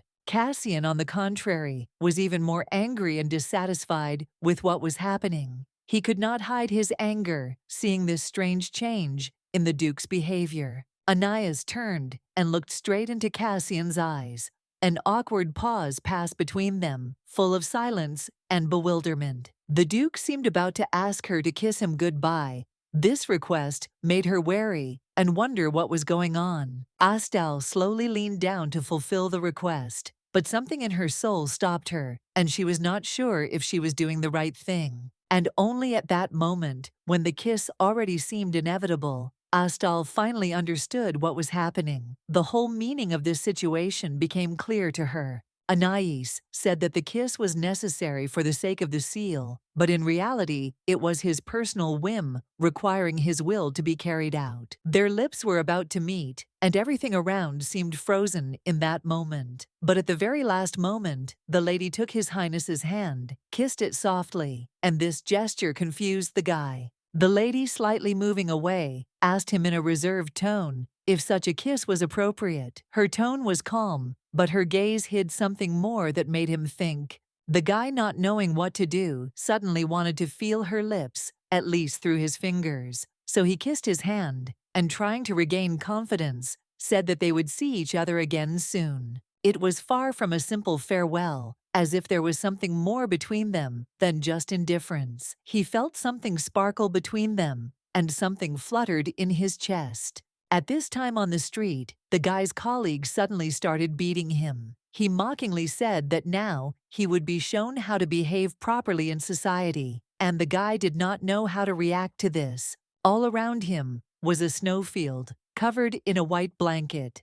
The cold made even the air seem sticky, and on the horizon there were only dull and gloomy cliffs. The silence around him seemed strange, unnatural. It was so absolute that the boy felt as if he were in another world, where there were no sounds, only cold air and snow. His thoughts kept returning to the sweet words the lady had said to him, and her gaze was constantly in his head. It was like steel piercing his soul, and he couldn't shake the feeling. The guy was also worried about the way the girl looked at Cassian, his brother. There was something strange in her gaze, and he didn't know how to react to it. All his thoughts were confused, and he was worried about her. The inner anxiety did not leave him. He did not know how to behave in this situation. Everything that was happening around him seemed too complicated to him, and he was only worried about how it would affect the girl. Suddenly, he was distracted by the sounds of a fight that was unfolding in front of him. Several men were fighting among themselves, and the guy could not understand what caused this conflict. It was completely unexpected, because the fight had started on the very first day of his reconnaissance. He was shocked by it, and he had no clear answer as to who had initiated it.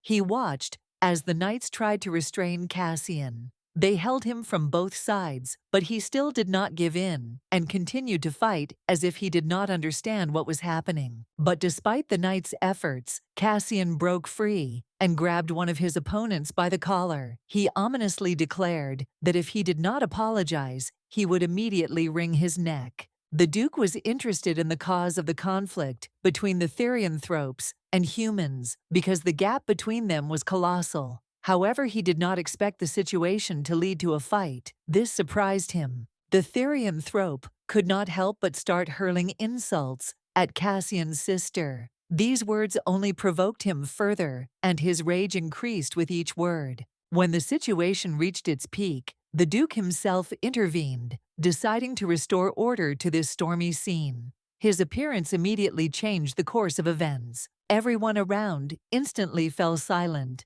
and stood still in fear. The atmosphere changed dramatically, and the tension became even more palpable. The Duke firmly ordered the punishment of the one who dared to use violence against the knights of the duchy. His voice sounded decisive and peremptory. The young man replied that he would accept the punishment, but insisted on justice for those who mocked Astel. He was ready to defend his point of view. The knight was sure that the Duke would support him, since in his opinion, he would certainly take his side in this matter. He believed in the rightness of his action. Upon hearing the knight's words, Aeneas calmly declared that Cassian was completely innocent. His opinion was firm and could not be questioned. The knights could not understand why the Duke was so sure of Cassian's innocence. It seemed to them that he did not understand the seriousness of what was happening and did not delve into the details of the conflict. At this point, the Duke looked at the knights with a look full of anger and icy determination.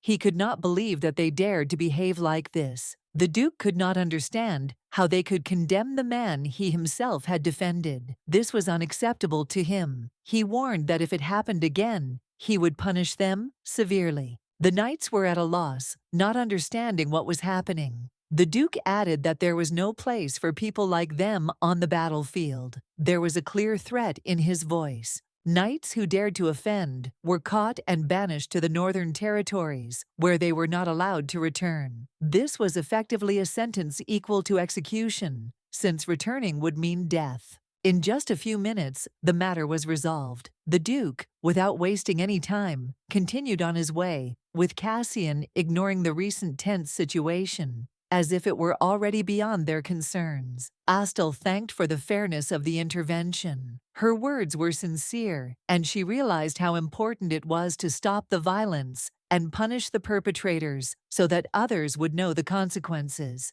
However, there was one thing that bothered Ananias greatly. He thought about it and asked the young man if he had fought over Astel. The question was serious, and his gaze was full of doubts that did not go away. The boy replied that if the knights had been mocking someone else, he would have done the same. But he mentally admitted that he couldn't hold back, precisely because they were talking about Estelle. That was his weak point. Hearing this, the Duke thought about it and drew his own conclusions. He was glad that he had understood everything correctly and expressed satisfaction that the young man was ready to act in the girl's interests, even if it put him at risk. The Duke decided to be straightforward and asked the knight to show no further interest in his ward. It was important for his own peace and the girl's safety, and he did not want to allow complications. However, the guy saw nothing but a strange sense of ownership, which he had experienced more than once. It seemed to him that the Duke was too attached to Astel, and this was beginning to alarm him. Only now did the youth begin to realize that the Duke was probably in love with the girl. It became obvious, and his inner tension increased, because the Duke's feelings were more than just concern for his ward. This was dangerous for Astel herself, as everything the Duke touched would sooner or later be destroyed. He was known for his cruel actions, and now his feelings could threaten her. The young man's thoughts were interrupted by the Duke, who at that moment spoke to him with particular zeal. His determination was obvious, and he clearly had no intention of leaving the situation unattended. The Duke swore that if anyone dared to say anything bad about Astel again, he would kill that person. His words sounded menacing, and it seemed that he was ready to carry out his threat immediately. The captain, speaking with his protégé, explained that in any case, they had no choice but to give him a probationary period. This measure was necessary to show that actions must have consequences. Still, the Duke made a decision and took action. They could not turn a blind eye to the youth's actions, and now he had to return to the capital, where his further fate and strict examination awaited him. The main character's brother felt the injustice of what was happening. He was sure that he was not to blame for the beginning of this stupid fight because it did not start with him. He could not understand why he found himself in the center of the conflict. However, after thinking for a while, he realized that there was a positive side to this situation. It was a great chance, because in this way he could get to the capital first and advance his business. He immediately decided to send a letter to his sister through the bird so that she would know of his intentions. He was in a hurry and could not tell her everything in detail, so he only told her the most necessary things. A suspicion arose in his mind about Duke Anais.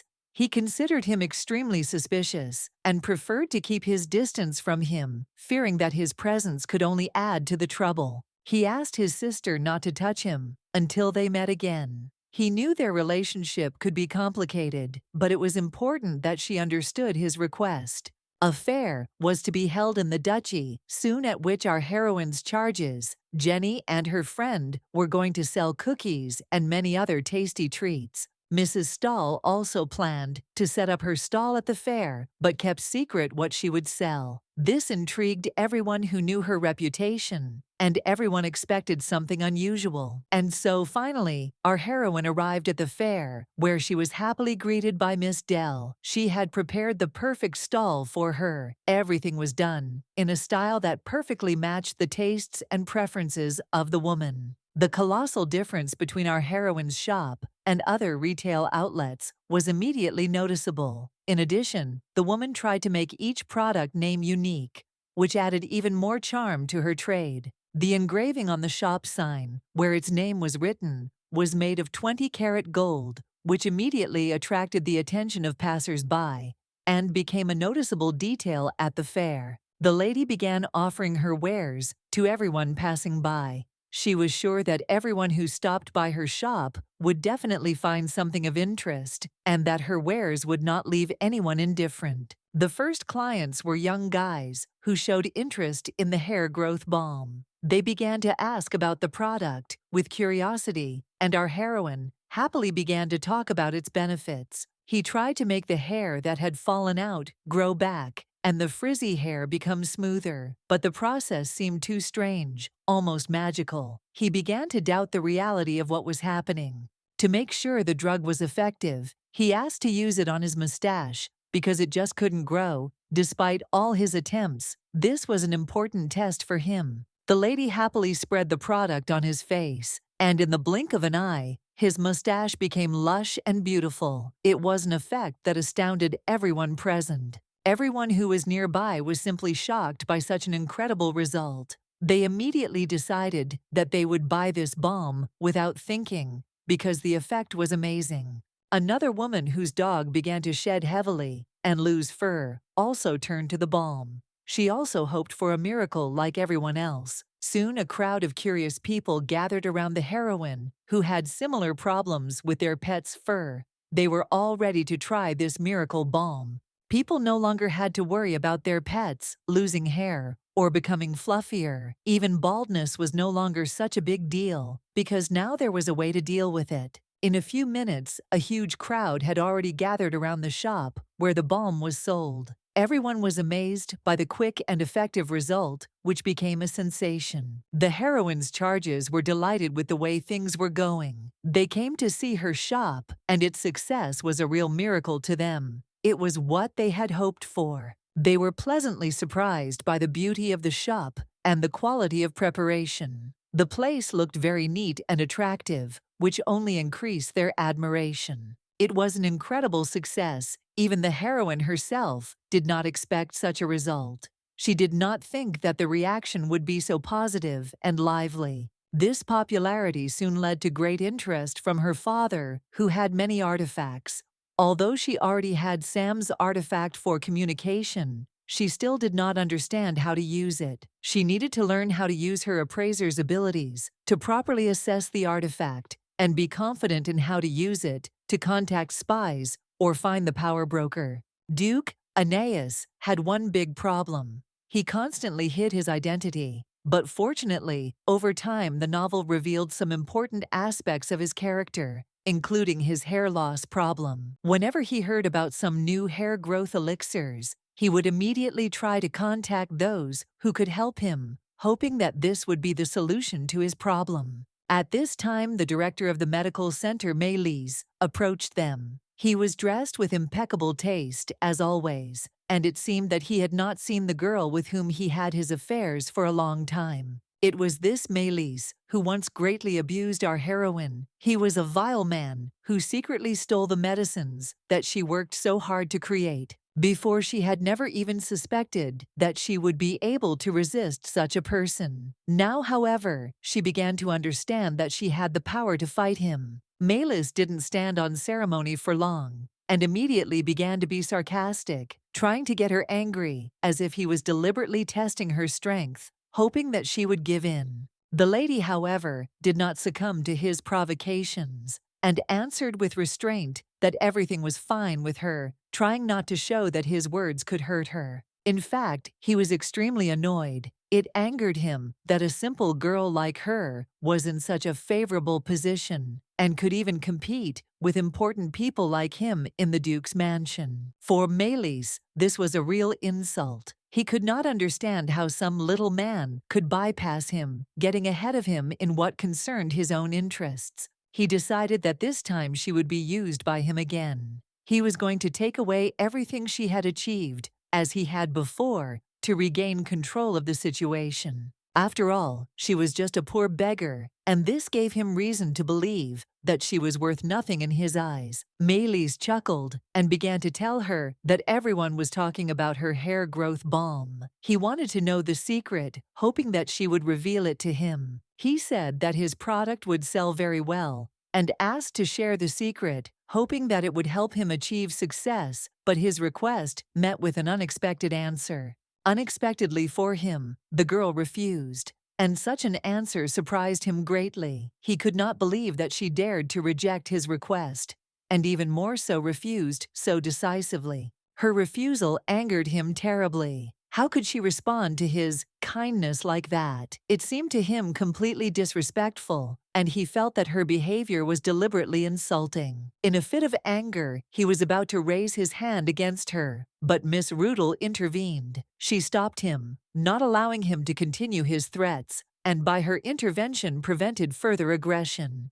Miss Ruthless asked who he was, which alarmed the young man. This question confused him. He felt that the situation had become dangerous and did not know how to answer such an unexpected question. Miss Ruthless twisted his arm hard, and her grip was so tight that he knew she wouldn't let go until she got an answer. She wanted to find out who this guy was, and she wasn't going to give in. He admitted that he worked as a manager at a clinic outside the duchy. His former boss fired him, and now he was servicing the clinic. The woman told him to address the lady as Ms. Astal. He felt bitter and disappointed, believing that he was in a helpless situation. The girl seemed ungrateful and spiteful to him. He thought that she did not appreciate what he had done for her. He was sure that she shouldn't treat the man who raised her from poverty like that. He promised to ruin her reputation. The girl didn't share the secret of her hair balm with him,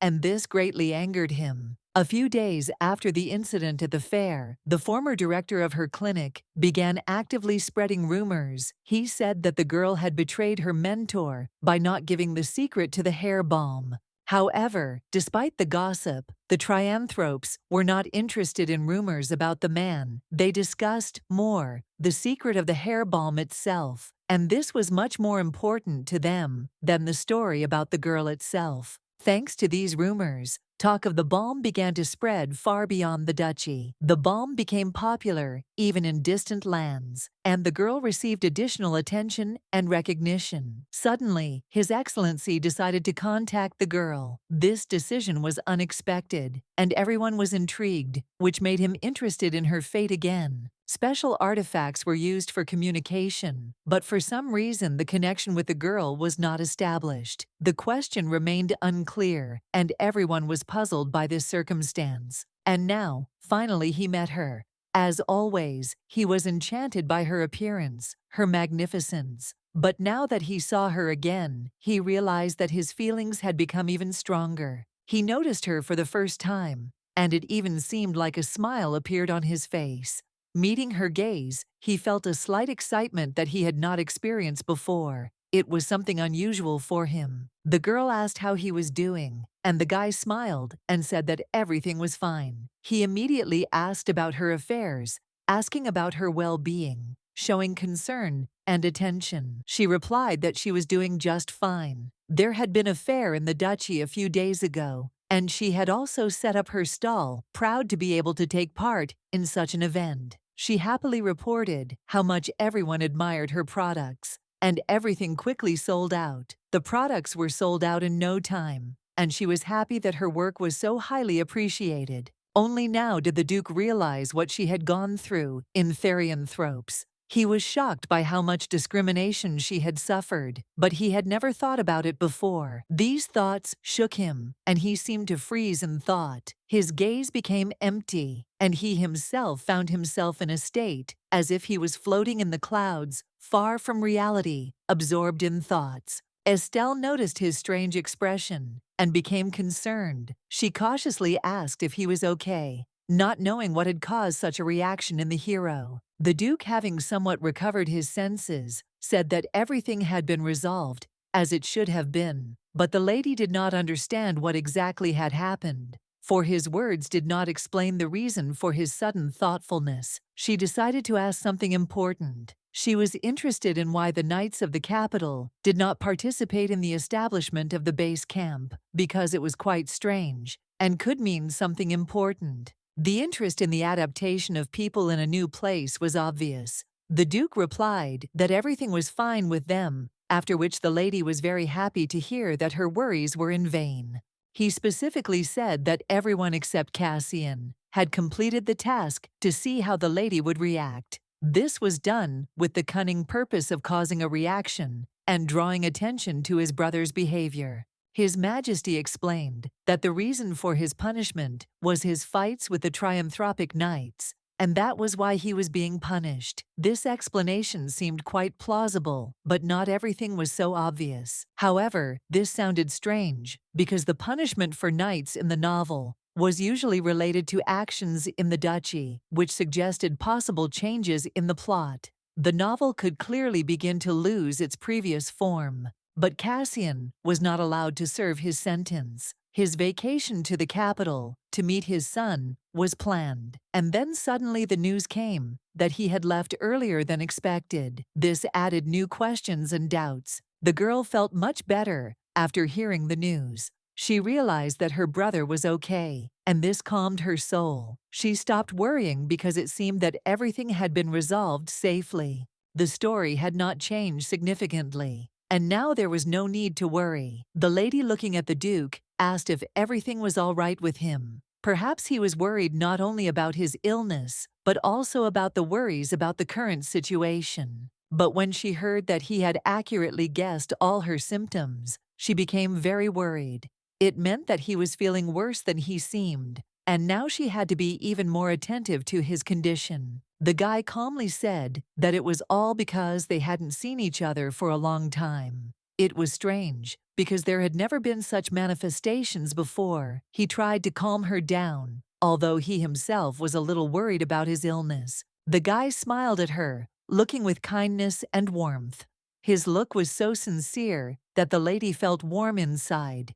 It made her blush, and she could not hide her embarrassment. He wanted to meet her not only to justify his illness, but to truly feel her closeness. It was more than just physical attraction. It was a deep affection, and she promised to be with him forever. Unexpectedly, he announced that he had prepared something nice for her. The lady was surprised, and curiosity and anticipation played in her eyes. Now she was impatiently waiting for what he had prepared for her. In the end, the Duke didn't say anything important. They just chatted about local affairs, and the conversation seemed empty because they really just missed each other. It was a kind of quiet conversation, without any particular topics. Suddenly, His Majesty unexpectedly took an interest in the girl she often mentioned among her friends. He said that he would like to meet her relatives, friends, mentor, and other important people from her circle. The girl was delighted by this news. She thought that she could invite her brother to the upcoming event, but the Duke added that only those who were not related to Cassian Gray could attend. This changed her plans. Questions immediately arose in the girl's mind. What to do with the invitations? Her brother was closely connected to Cassian, and now she did not know what to do. It was necessary to choose who to invite without breaking the Duke's word. The girl could not understand why her brother and the Duke did not have a good relationship. She did not see any obvious reasons for a quarrel between them, because there were no serious conflicts between them. Everything seemed much more complicated. But despite this, she was glad that she had received permission to work as a doctor at the upcoming fencing competition. It was an important event for her, and she was ready to dedicate herself to this matter. Despite all the other problems, she had no choice but to sacrifice her brother's participation in the competition for the chance to unravel who really is the Grey Cardinal behind all the behind-the-scenes games and manipulations in their world. She decided to get up and work on her journal a little. She had thoughts that needed to be written down, so she wouldn't forget important moments and draw conclusions from what was happening in her life. Since childhood, she had been writing down her thoughts in this diary.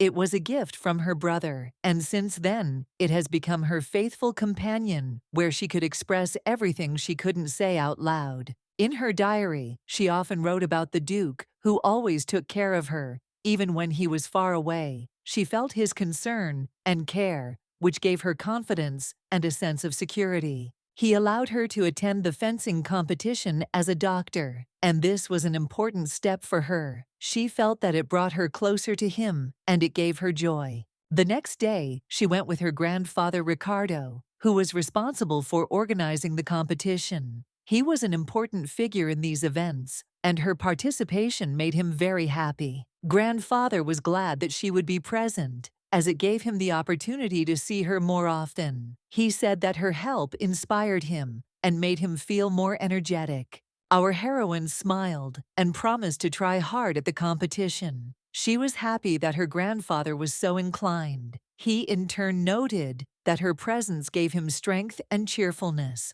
During the conversation, Grandpa also asked what was going on with Miley's. He had heard that this man was spreading evil rumors about her and wanted to find out what was behind it. Ricardo promised that if Melis continued to pester her, he would deal with him personally to stop any inappropriate rumors and interference. At that moment, Mr. Basil approached them. He was flattered that she remembered his name, and he could not hide his pride at being noticed among the others. The old man was not delighted with his appearance. He sharply asked him to get down to business and leave quickly because he did not like it when his conversations were interrupted by strangers. The boy, despite the old man's displeasure, handed over the important documents. He said that this was necessary to organize further work and had to quickly return to his duties. She was surprised to learn that he was not only involved in fencing instruction, but also in administrative work. This revealed new sides of his personality that she had not noticed before.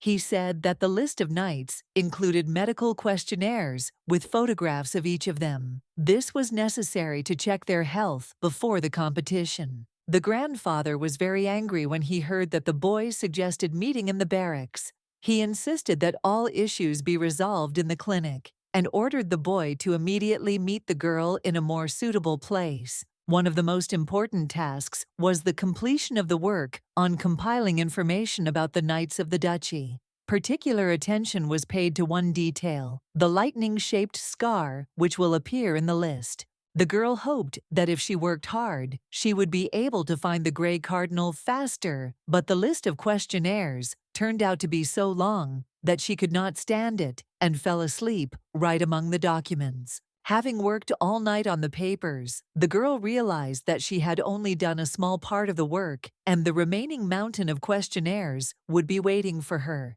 She decided to take a little rest before continuing. As she fell asleep, the girl felt a strange glow that began to emanate from the magic stone. It was a sign, and the connection that appeared was clearly not accidental, but significant. The connection was with her brother, and the reason he had decided to contact her now was obvious. It was about the child. The situation was serious, and she immediately knew she had to intervene. Through the magic stone, she saw his face full of discontent. He was obviously worried, and the girl did not waste time. She immediately asked what had happened and why he was calling her so urgently. She recognized that expression on Cassian's face when his anxiety was at its peak, when he was faced with something he couldn't solve. That was when he always looked like he was about to face some unbearable disaster. This face was familiar to her, and she knew for sure that he would immediately go to Rachel. There he would have to face a difficult situation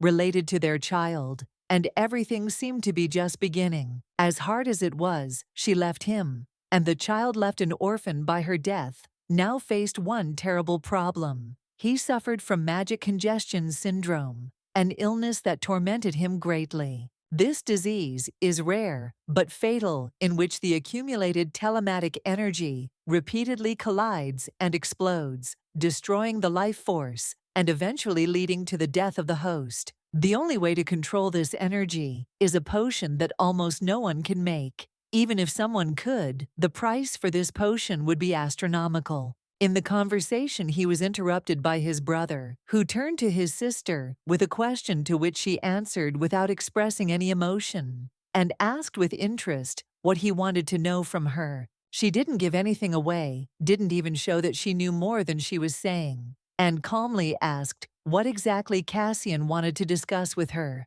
Cassian asked her thoughtfully if she remembered the potion she had spent nights working on. Absorbed in studying it, he knew how much effort she had put into it. She replied that she remembered everything perfectly because she had learned to make a potion that helps control rampant mana. It was not just knowledge, but her true skill. She was proud of herself because she had practiced a lot and swore to herself that studying these potions was not only the path to the duchy, but also a way to save her nephew, who was doomed to suffer. Seeing the suffering of her little nephew, she also experienced it because it was extremely difficult to watch the child suffer. Her desire to cure him was motivated by this strong feeling. She said with confidence that now, having become an experienced doctor, he would be able to turn to her at any time, and she would help him. When he saw the image of his sister imprinted in the gemstone, he realized that his little sister had grown up and could now say such serious and adult things that would have been beyond her ability before. He said he would contact the girl when he really needed her help and expressed gratitude for her support, realizing how important this was for him in the current situation. A few days later, as he reflected on what had happened, he realized that he did not want to place the full burden of responsibility for his son on his sister, despite all his own doubts and worries. In any case, he made a decision to come to her without delay and do it before it was too late, because everything he did was for the sake of the future child, and he could not leave him in trouble. At this time, full preparations for the fencing competition began. The main character, having looked through the entire list of participants, could not find a single knight with a lightning-shaped scar under his eye, which was quite strange. The character in question was extremely mysterious, and her involvement this year was becoming increasingly mysterious. In addition, the hair growth bomb was well known in the Empire, but the artifact appraiser never made contact. All this information greatly worried the girl. She did not know what to do next, what to do with what was happening, and how to solve all the questions that arose before her without a clear path to a solution. She was upset because her expectations were not met according to the plan, and nothing was resolved as she had hoped. However, on the other hand, there were also events that unexpectedly resolved themselves and gave a little hope. Meanwhile, Mr. Ricardo and Cardew were punishing the young man. He complained of pain, but understood that punishment was a natural part of the process. The old man, noticing his weakness, asked why he could not properly prepare for the competition. The old man was sure that the guy had walked past the hotel on purpose to spy on the main character's things, and he understood that it was a calculated act with some intention. He couldn't be mistaken. Mr. Ricardo, always a strict enforcer of order, warned that if the boy continued to behave like this, he would deprive him of the right to be here. He did not allow anyone, not even Malis, to disturb the peace. At that moment, a small guy walked into her office, unexpectedly for everyone. He was clearly not ready to appear before her, but something made him come here that day. The little guy opened the door cautiously, greeting her with slight embarrassment. He looked as if he was afraid of breaking some invisible rule, but he decided to take this step anyway. It was the heir of the Black Fox family. Fate had led them to meet him, and the main character did not expect to meet a white heir whose story was connected to her own. He brought exactly what he promised. This boy represented one of the 4 vassal families of the Black Fox Duchy. The child was from a family renowned for their magical tools and sorcery in the north. The main character could not believe that her fate would intersect with this heir. It was not just a meeting, but a moment that was to have a radical impact on her future life. He handed her a piece of paper that turned out to be a special magical contract of the Black Fox family. This contract was not just a document. It was becoming an important part of their relationship. The contract was magical. If anyone other than her tried to force their way into its contents, the magic would repel them. It was a defense mechanism for artifact appraisers to keep secrets from being revealed. Astel was grateful and touched. She stroked his head, expressing her gratitude. Despite the seriousness of the situation, her heart warmed. and she was pleased that everything went according to plan. She thought it was natural to prepare in advance, and she was sure she had made no mistake. She had carefully fulfilled her promise, preparing a potion for him that would give him courage. He was very grateful, but did not know how best to express his feelings.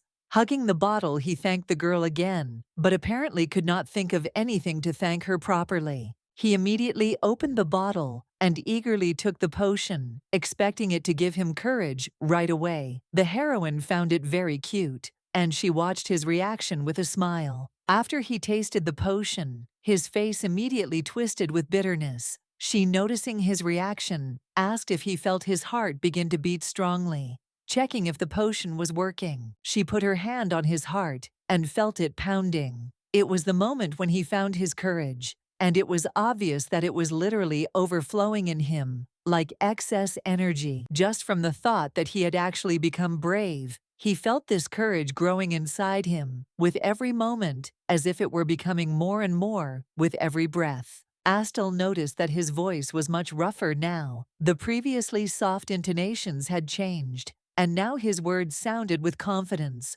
which was due to the potion. After confirming that the potion was indeed effective, he happily hugged her, expressing his gratitude. His face was shining, and he was immensely happy that he felt the results so quickly. Suddenly, as if from somewhere, she felt a strange smell coming from him. It was unfamiliar, and Astel could not understand what exactly this aroma was. Not associated with anything familiar. He himself noticed the strange smell and asked her if she could smell it. During the conversation, he told her that his father, the head of the family, also often complained about his unusual smell, but the guy himself did not notice it. This became a real mystery for Astel. She wondered what could be the reason for this unusual aroma that emanated from his body, and what exactly about him attracted her attention so much. The smell was like a mixture of different herbs or plants, among which the aroma of the medicinal herb mealy stood out clearly. Why it smelled like no other she could not understand, and this puzzled her.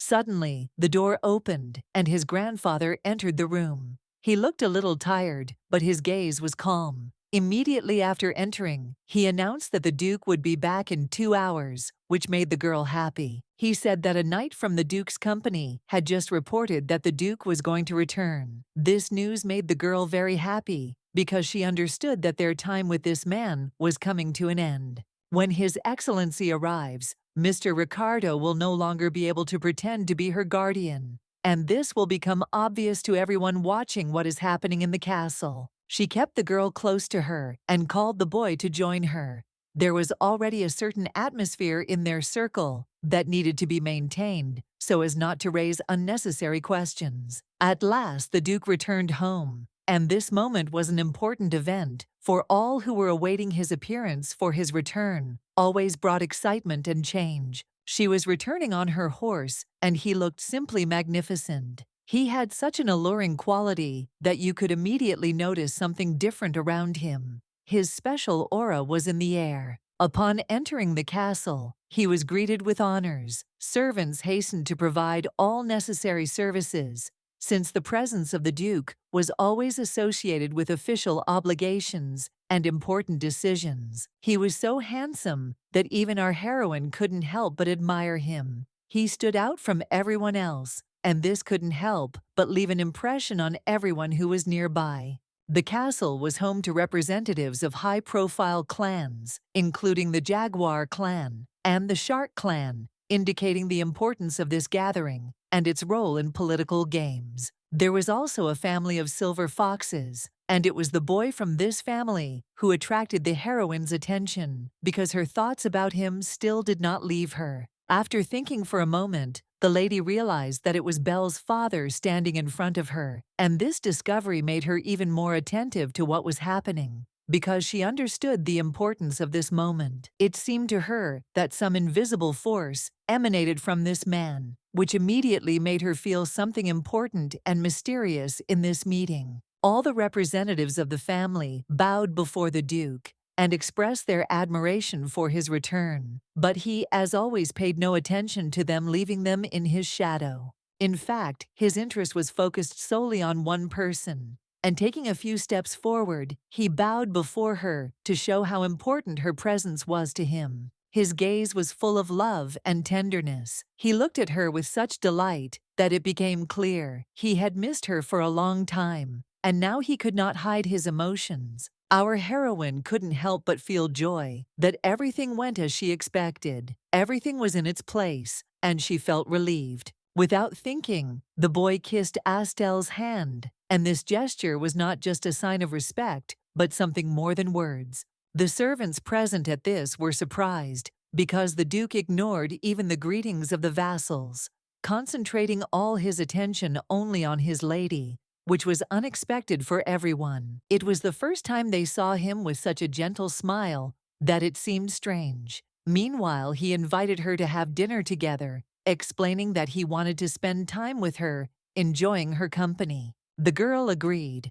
Without hesitation, her joy was sincere. She felt that this moment was changing something between them, and she could not refuse such a simple but pleasant offer. Mr. Ricardo stood to the side with an unusual expression on his face. He covered the child's eyes so that he could not see the adults, exchanging a kiss, which looked a little strange in this situation. At this time, Mr. Dahl was dreaming about the future, imagining how he would serve the Duchess. He often imagined himself next to our heroine, caring for her and caring for her well-being. He took her hand and with a slight gesture invited her into the castle. His sincere concern was felt in this invitation, and the girl, feeling his attention, followed him without asking unnecessary questions. The lady entering the room felt herself in a wonderful place. This place reminded her of the hunting grounds where she spent her childhood, a cozy log house,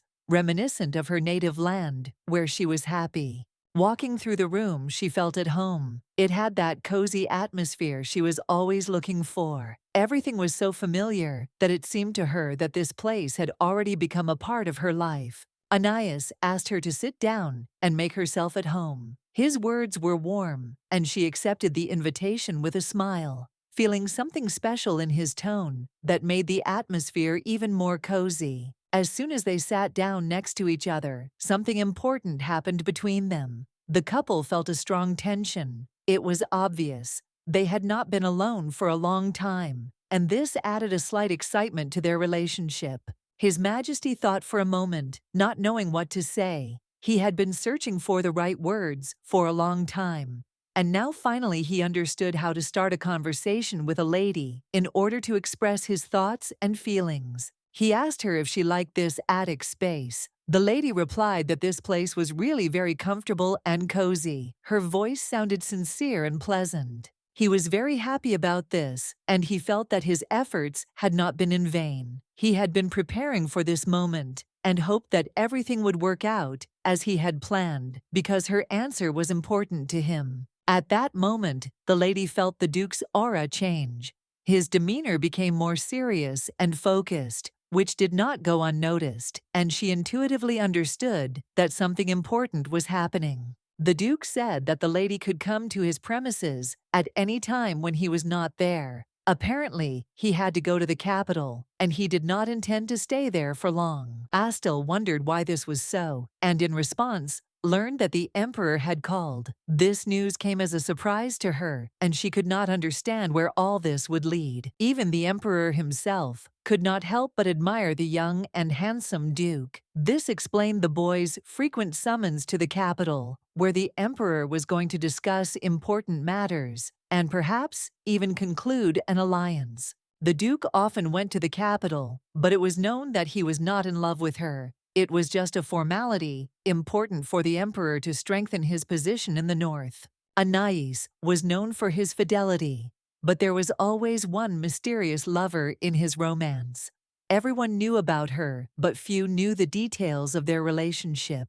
It was a topic around which many rumors circulated. This thought frightened Astel greatly. She could not understand how to be in such a situation, and what place she would place herself in the Duke's life. The questions became more and more acute with each passing day. Suddenly, her thoughts were interrupted by the gentleman himself, who unexpectedly told her about the new garden upstairs. Lydia was busy with the design, and the walls he had spoken about last time were already ready. Astel was delighted, forgetting her worries for a moment. It was a small but pleasant renewal, and she felt her heart thaw. She was grateful for the attention she was receiving. The Duke continued that he had called the master to add beauty to the garden, and around it, he was sure that now this place would not only be cozy, but also ideal for relaxation. This also pleasantly surprised Estelle. But suddenly, the Duke said that these lands now belonged to Astel.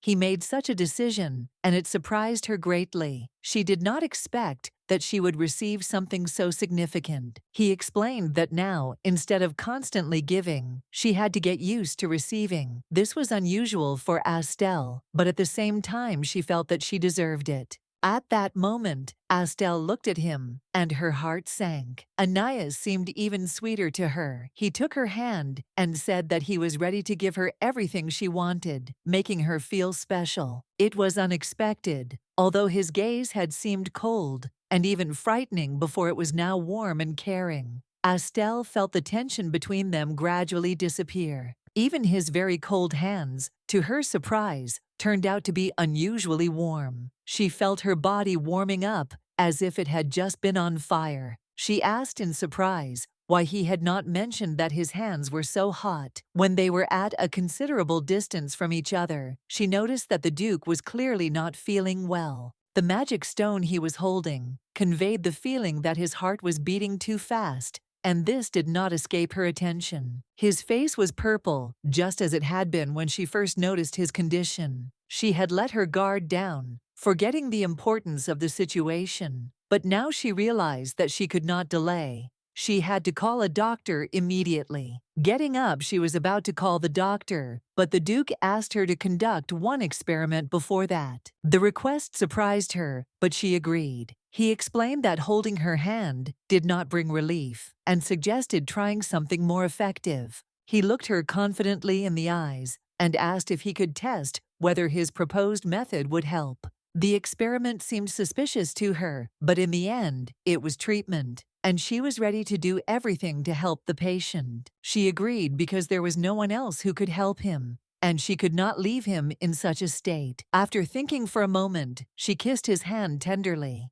and for a moment, it seemed as if emotions were overflowing him. The lady asked hopefully if he was feeling any better, but unfortunately, there was no answer. It seemed that the kiss on the hand did not have the expected effect, and despite this, she plucked up her resolve. The girl blushed, already thinking about what she had to do, but she understood that there was no other way to cope. It was extremely difficult, because the Duke had an extraordinary beauty, under the pretext of treatment. Despite his doubts, he decided to take this step. The lady kissed him on the forehead, after which she asked him to open his eyes. The Duke blushed even more from embarrassment. It seemed that he had not heard the girl's request, and nervously asked if he could now open his eyes. He was clearly confused and did not know how to react. The lady replied that the eyes could be opened. She also realized that the gesture probably had no healing effect, and that it would be better to call a doctor for more serious help.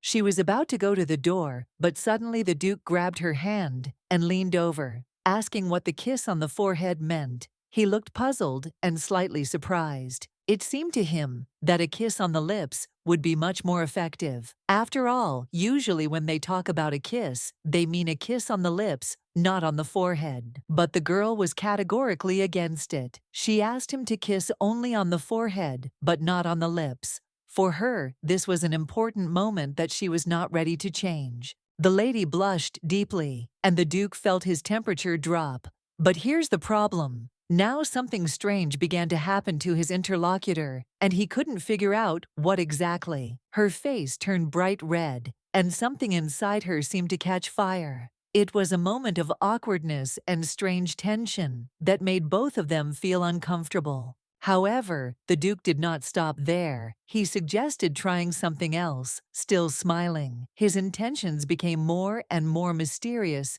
and intriguing. He extended his hand to the girl, but she did not immediately understand what it meant. Her confusion only increased, and she did not know what the Duke expected of her at this moment. The girl stood there in complete confusion, not understanding what would happen next. Her thoughts were confused, and she could not imagine what this new proposal from the Duke could lead to. In just a moment they left the castle, and the weather outside was amazing. The air was fresh, and the sky was cloudless, which gave everything around an atmosphere of lightness and harmony. The lady's face was filled with indescribable delight, as if she had not expected the weather to be so perfect. There was a sparkle in her eyes and a smile on her lips as she breathed in the fresh air. The Duke couldn't hide his smile either. He was enjoying every moment. He was pleased to see her face fill with joy, and it seemed that even he himself became a little happier. The time spent together passed unnoticed, and the couple enjoyed each other. The walk turned out to be something unusual and touching for them, although in fact, it was just a quiet meeting in the fresh air. After the walk, the girl began to realize that this was not just an ordinary day, but a kind of experiment. She did not even expect that it would be so romantic and draw her into its nets. The main character couldn't get rid of obsessive thoughts about romantic experiences. She felt like she was experiencing something unusual, and doubts swarmed in her head. Maybe she was becoming strange. His Majesty asked with interest how the girl felt being away from him. The lady replied that she felt constantly tired, while the Duke was filled with excitement, and his heart did not give him peace. It was surprising that the Duke's symptoms seemed to indicate what might be called a real state of love, which called into question his control over himself and his emotions. But the heroine had no experience in such matters. She did not understand what these feelings were and how they could be controlled, especially when they were so captivating and became so strong for a person. A few days later, after Duke Anais returned, there was a spark between them. It wasn't anything obvious, but the tension was palpable, and there was a strange chemistry in the air that hadn't been there before. The Duke, noticing this, turned to the girl trying to elicit a response, but she, as often happens, fell asleep again, not having time to understand what was happening and how to react to it correctly. When she woke up, she took a deep breath and, surprised, asked what had happened. She noticed that she often fell asleep, even if she was given enough time to rest, and this seemed strange to her. He pulled his hand away, but after a moment he took it back in his. The movement seemed a little strange, and she couldn't figure out what exactly was wrong. Perhaps it was the seal. The girl felt a strange feeling, unable to understand what was happening. The reason could be hidden in the seal, which seemed to make itself known, and she was having a hard time getting used to this feeling. She responded that the symptoms were now significantly different from those she had previously experienced. This was a clear sign that something had changed, but she could not figure out what it was. Deciding not to delay the decision, they called the attending physician to come and explain the reason for what was happening. When he came, he reported that the seal had become unstable for some reason. The doctor suggested that the reason for this could be the long distance between them, which led to some unpredictable consequences. But what exactly happened he did not know. He couldn't quite explain the reason for the instability, but he was sure of one thing. It was due to the fact that their feelings for each other were now divided and under some kind of strain. Hearing this, the girl was very surprised.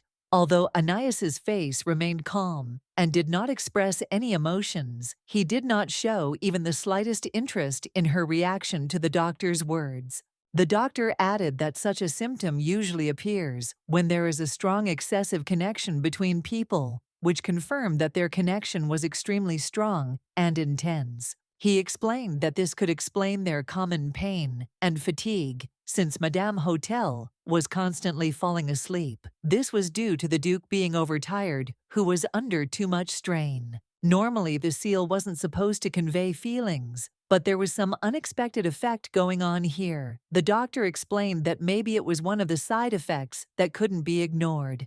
To get rid of these unpleasant symptoms, they needed to increase the closeness between them. Simply holding hands was no longer enough. Their connection required much more. The doctor warned that the Archmage should be aware of such instability, and added that something similar had happened to him once, and there was even a case when the seal was destroyed. These words alarmed the girl. She remembered the conversations about her father and his possible connection with such problems, which only added to the anxiety in her heart.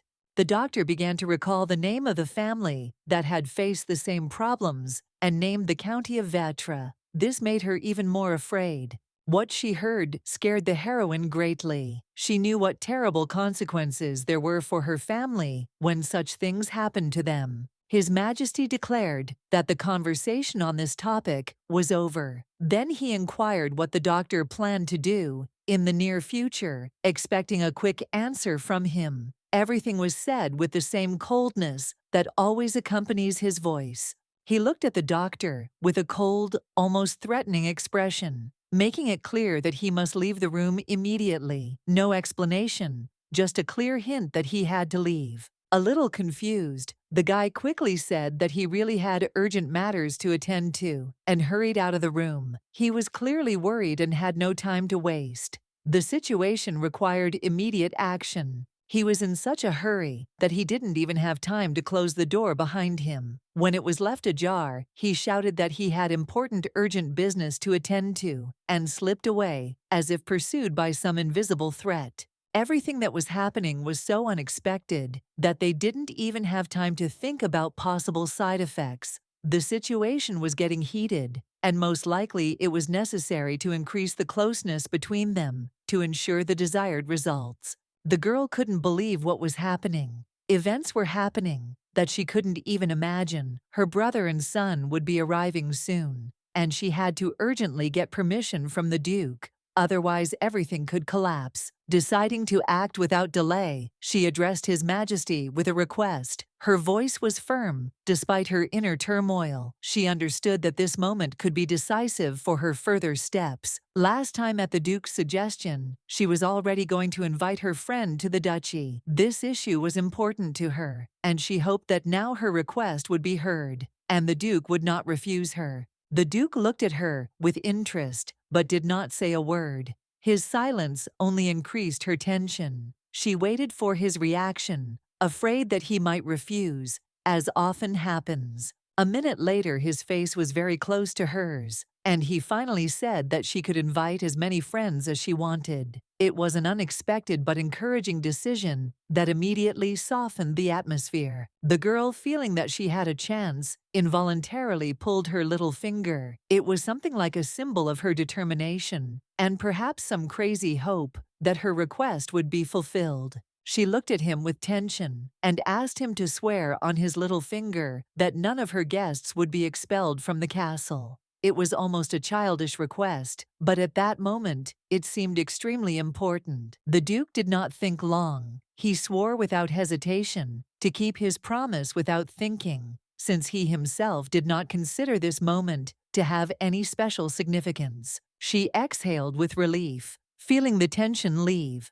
She looked at the Duke gratefully and asked again if he had changed anything in his words. After all, the contract needed to be sealed. However, the Duke paid no attention to this. All that occupied him at that moment was her hand, which he held tenderly and then passionately kissed, unable to tear himself away from her touch. He said without the slightest emotion that he had already put a seal, but it was not the seal the girl had spoken of, and all this seemed unimportant to him compared to what was happening between them. Suddenly, his face became serious, and he looked at her with such an expression that she immediately felt that the conversation would take a different turn. He was no longer the same person he had been just now. She became wary. Her heart began to beat faster. She couldn't understand what he was planning. His gaze was cold and distant, but at the same time something in it told her that a surprise was waiting for her. With a completely neutral expression on his face, the Duke, as if on command, asked her to kiss him. It was unexpected and strange, but he spoke so confidently that she could not immediately understand how to react. She, still a little confused, asked again, clarifying what exactly he meant. The Duke, without changing his expression, added that she should kiss him on the forehead. This caused her even more bewilderment. Slowly, she leaned against him, feeling his warmth and the silence around her. Until this moment she had never felt what true happiness was. Even when Her Majesty was not interested in it, she did not know what it was like. But now, at this moment, when her lips touched his forehead, she suddenly realized that for him, this was an incredible moment of happiness. It was something important to him, although it did not require words. After the kiss, his face took on a look of satisfaction, as if something had been unlocked within him, and the truth would soon come out. He knew that this was not the end, but only the beginning of something new. He continued to look at her, knowing that he couldn't hide his plans for much longer. However, he believed that perhaps everything would return to normal, as it should have been from the very beginning. The girl, still a little stunned, said that there would be no kiss on the lips. After all, she planned to share this moment with the person she truly loved, and nothing else. This clearly worried the boy greatly. His face instantly became sad. He could not hide how he was overcome with anxiety and doubt, which of course did not go unnoticed. He immediately understood what the girl meant. She confirmed that the first kiss really should be with the one you love, and in other cases, nothing will work out, just like with the Duck Duke. She added that this moment should be exclusively with the person he loved. And the very thought that he could not do this upset him. He felt a bitterness that he did not expect. He quietly said that he had already made a promise, but she did not understand his words, could not figure out what exactly he meant, and this added even more uncertainty. She looked at him silently, with a clear desire to understand what was hidden behind his words. She was in no hurry, but her gaze betrayed confusion and a desire to understand. The doctor, meanwhile, does not leave, and simply stands aside, listening attentively to their conversation. He does not interfere, but his eyes are full of concentration, as if he is thinking about something. An interesting thought occurred to him, and this thought made him think. He became more wary, as if something in this conversation might be the key to the solution. He turned his attention again to all the old books he had examined, but he had not found a case like the Duchess's anywhere. She and he, their touch was clearly not normal, and the seal was so unstable. It seemed to him that this was not just a seal, but that he was about to go to Lang for Lucius. This is the place where the ancient sages buried all their secrets. He was sure that something important was hidden there. Only a select few had access to this place.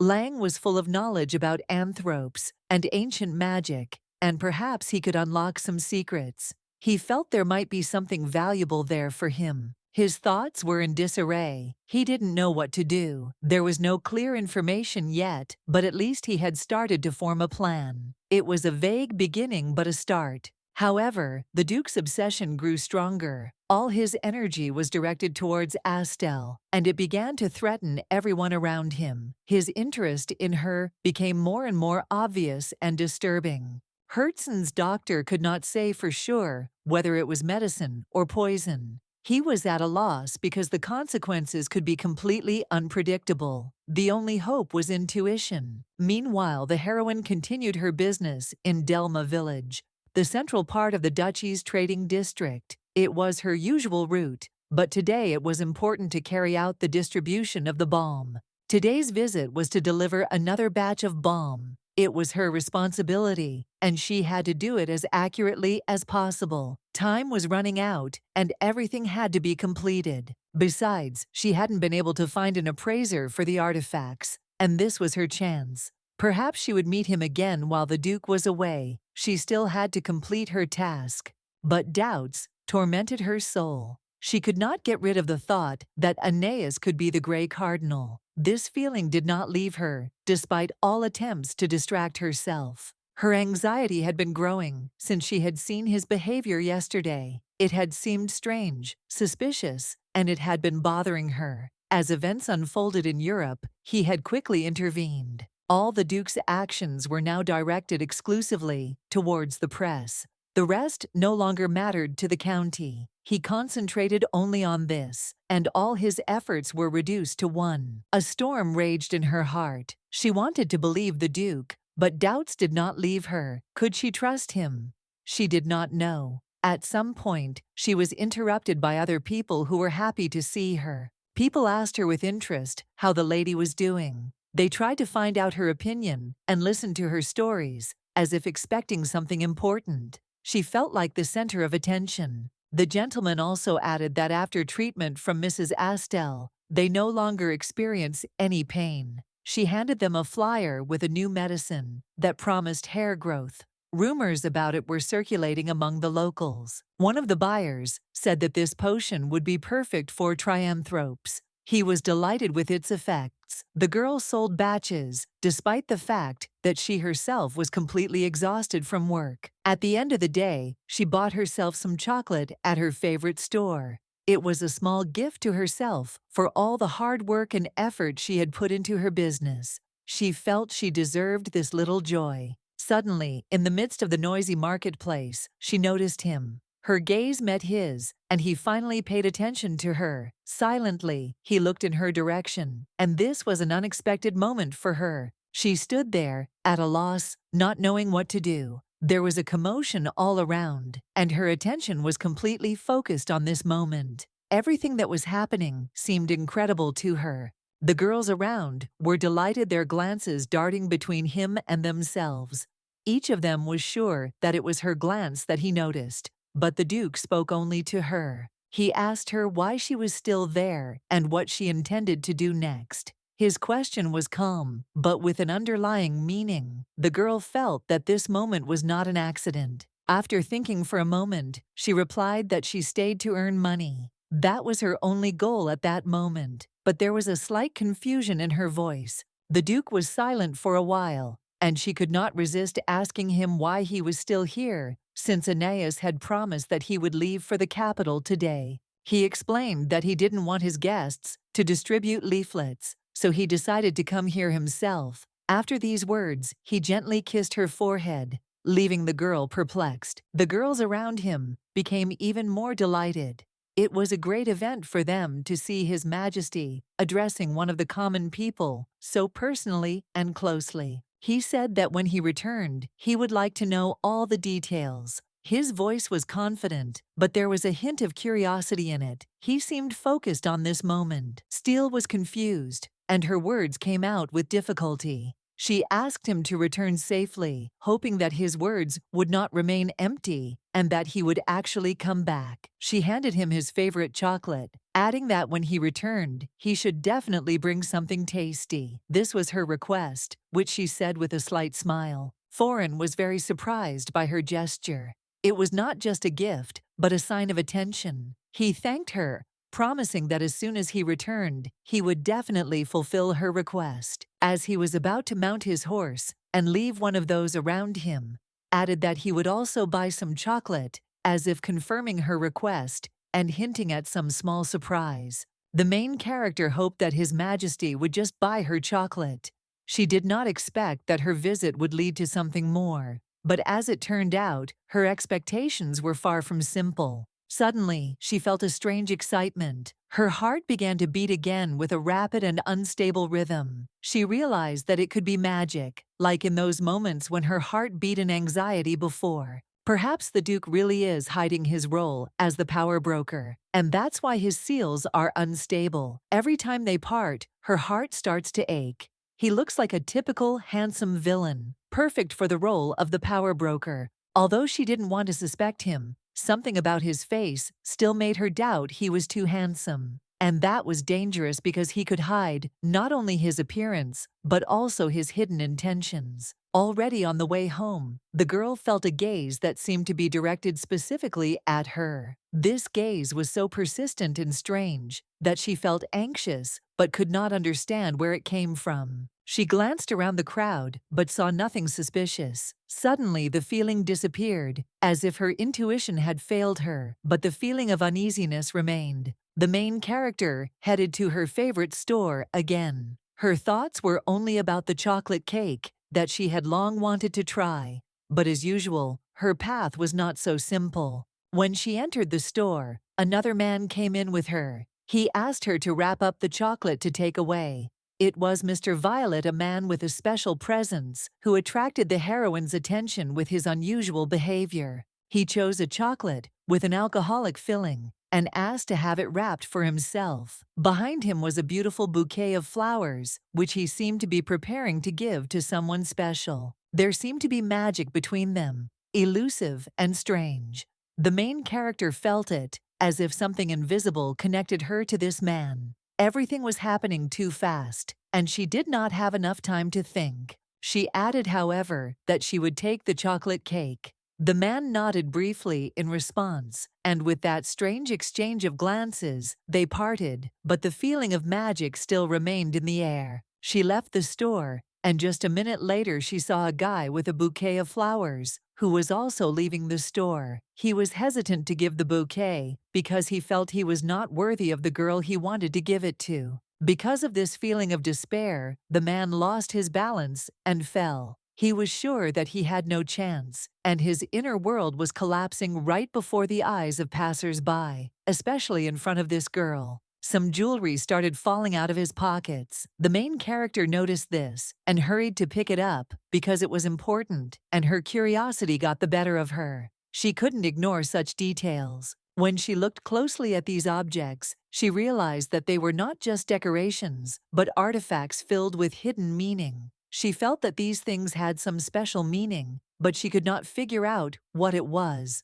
The man thanked her for her help, and there was gratitude in his voice. He added that if he had more hair on his head, perhaps he could interest her, but now he felt that his chances were slim. Suddenly, all the facts came together. The baldness, both fashionable and natural, and the artifacts. She realized that this was probably an artifact appraiser. She asked him to listen for a while, and asked if these were artifacts by chance. Pora replied that this was indeed the case, adding that he had permission since he worked with them. He added that there were no problems with them, but the girl still wasn't entirely sure. But most likely, it was an artifact appraiser in front of her. She finally decided to ask about his hair and suggested a quick way to grow it. Perhaps this would interest him. She revealed that there was a healer in the duchy named Ostavali, who was known for her unusual hair growth balm, but she decided not to reveal her identity right away. The guy said that he had recently heard about this, but thought it was a scam.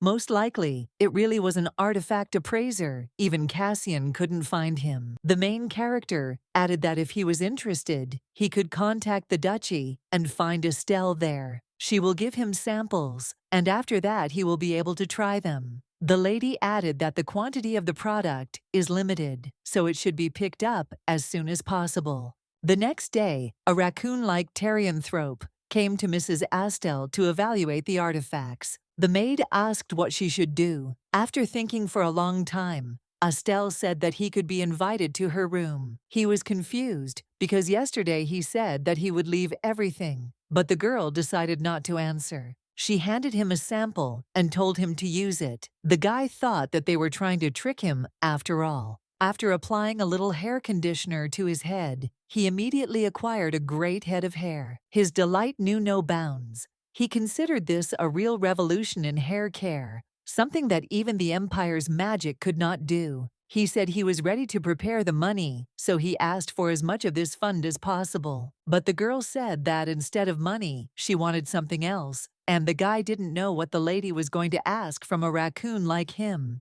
He asked to take at least not a life, but the main character needed to make a contract. It was a special magical contract received from Belle, the heir of the Silver Foxes. It was necessary to ask for an appraisal of the artifact received from the father, but it was important that no one knew about the existence of this agreement. This contract obliged the Stopperin to become a slave, and if anyone dared to tell about it, he would burn in fire. This was absolutely necessary because the girl was going to look for the Grey Cardinal. She added that if Mr. Violet did not disclose this, she would provide him with hair growth products for free for 5 years. Although he does not crave fame, he is full of curiosity and passion for artifacts, so he lives a quiet life despite his outstanding abilities. Our heroine had another trump card, a lot of interesting artifacts that could be looked at. To collect such a pile of artifacts, she asked for help from Rudel, who was happy to help her. She was the one who collected all the artifacts that looked bad.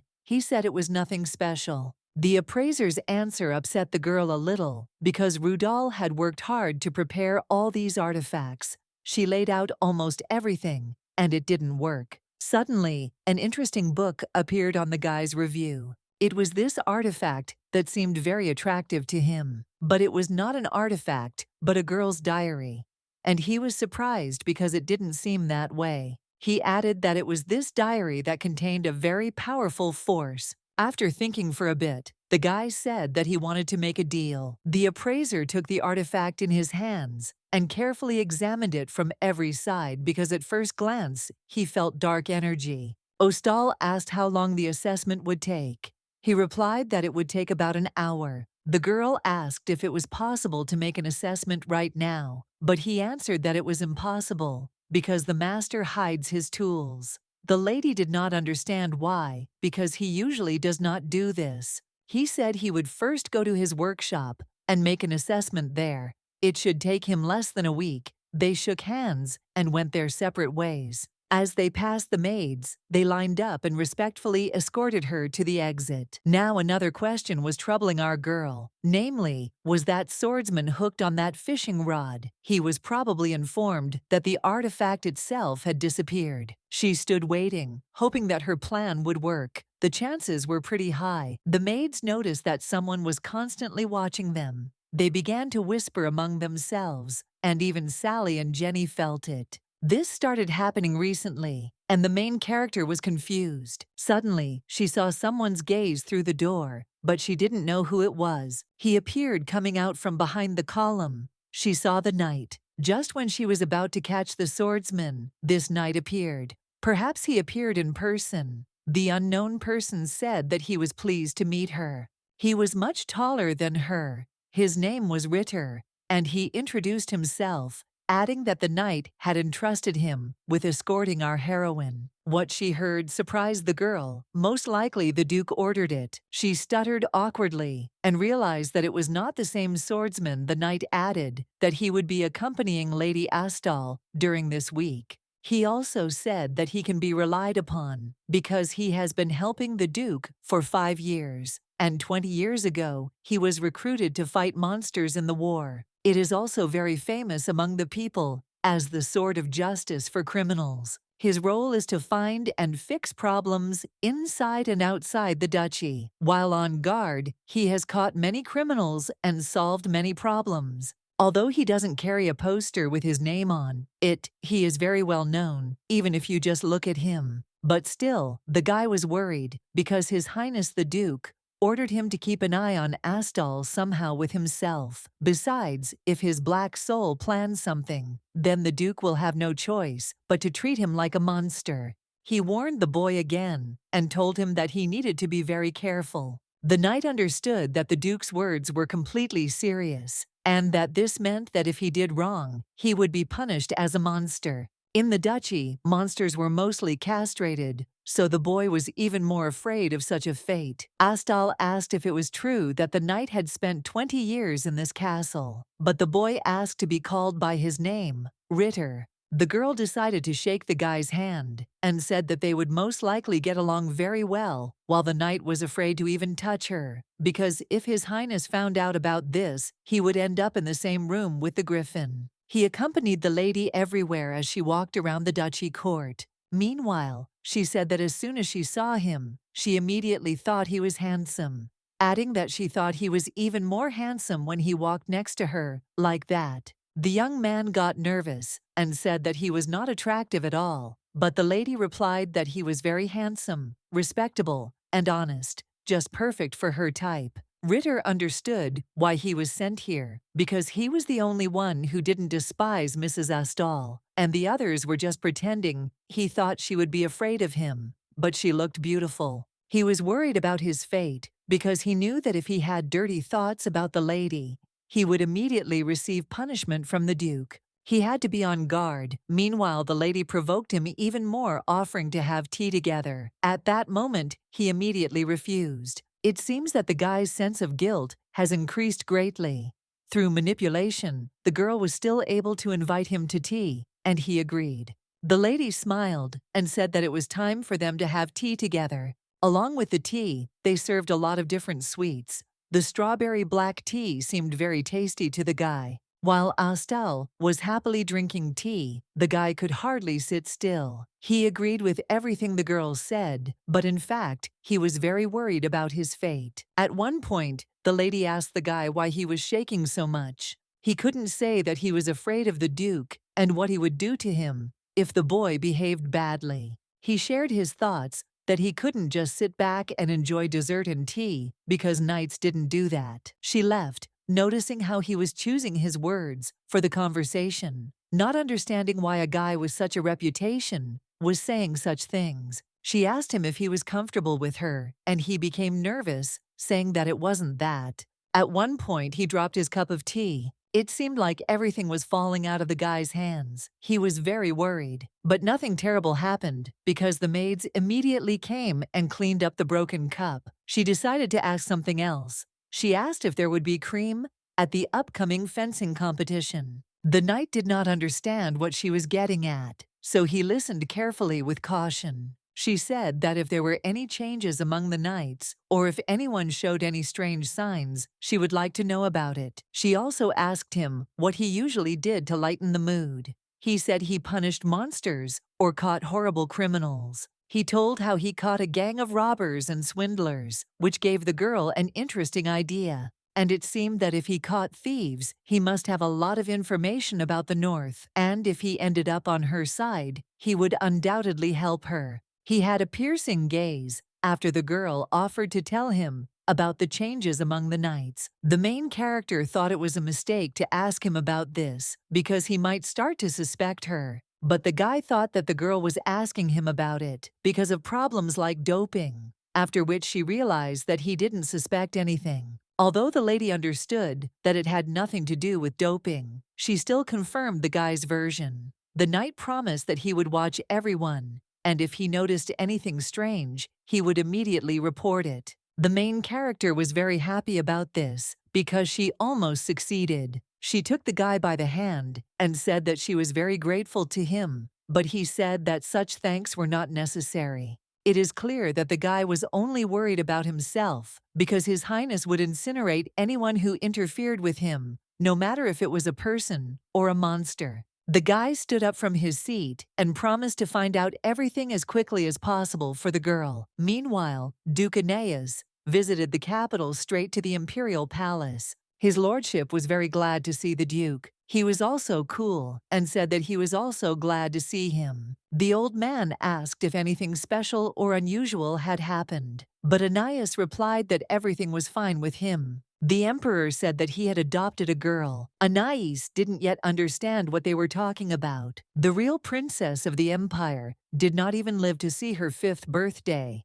It was an incident with kidnapping right in the imperial palace. They did everything they could, but in the end, they could not find the body, and the Empress buried the princess in her heart. More than 10 years have passed since that incident, and they decided to adopt a daughter. The Duke decided to congratulate them on this. The Emperor refused, saying that the girl was already of marriageable age, and he also added that she was very interested in the North. But Aeneas interrupted the Emperor and said that he was not interested in anything related to marriage, so he immediately refused such conversations. The Emperor was surprised that the boy didn't even want to think about it. The guy said that the girl was most likely already a Karna, living in the capital's imperial family, and would probably feel despondent if she began to live among the northern savages. This made the emperor think he had no idea that Aeneas would have such an unwavering will. He was like that from the beginning, but now it feels even stronger. The old man scratched his beard, not knowing what to tell her.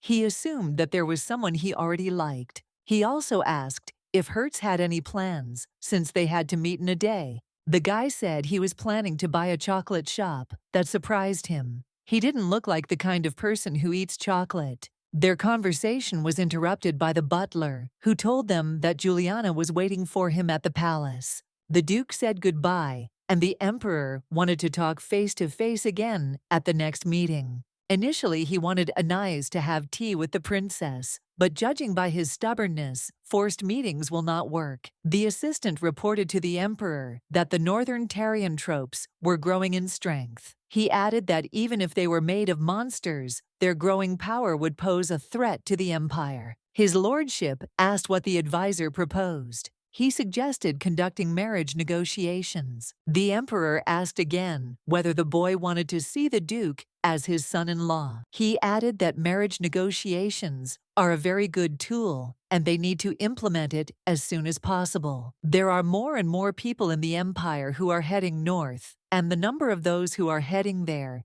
is increasing, trying to circumvent imperial laws. This information made His Highness think. He understood that the Duke was hiding a lot, and besides, the exact number of different Thyranthropes was unknown. Even for a man as powerful as His Highness, looking into Anais's eyes makes him feel as if he has encountered a beast with a glint in its eyes. It was acknowledged that this could not continue. Otherwise, the Duke's influence would get out of the control of their imperial family. Father said the boy was damn right. And before that happened, they had to make sure the Duke was on their side. The principal replied that this was all true. If they did not do this, then at any moment he could become their enemy. Meanwhile, the emperor was walking, and for some unknown reason his cheeks began to burn. It could be due to fatigue or another printing problem. In any case, in the entire imperial palace, he did not see a single one of these people sticking their noses out. Suddenly, he saw the maid with the butler. It must be because of the bad reputation he got during the war with the monsters that everyone fears him.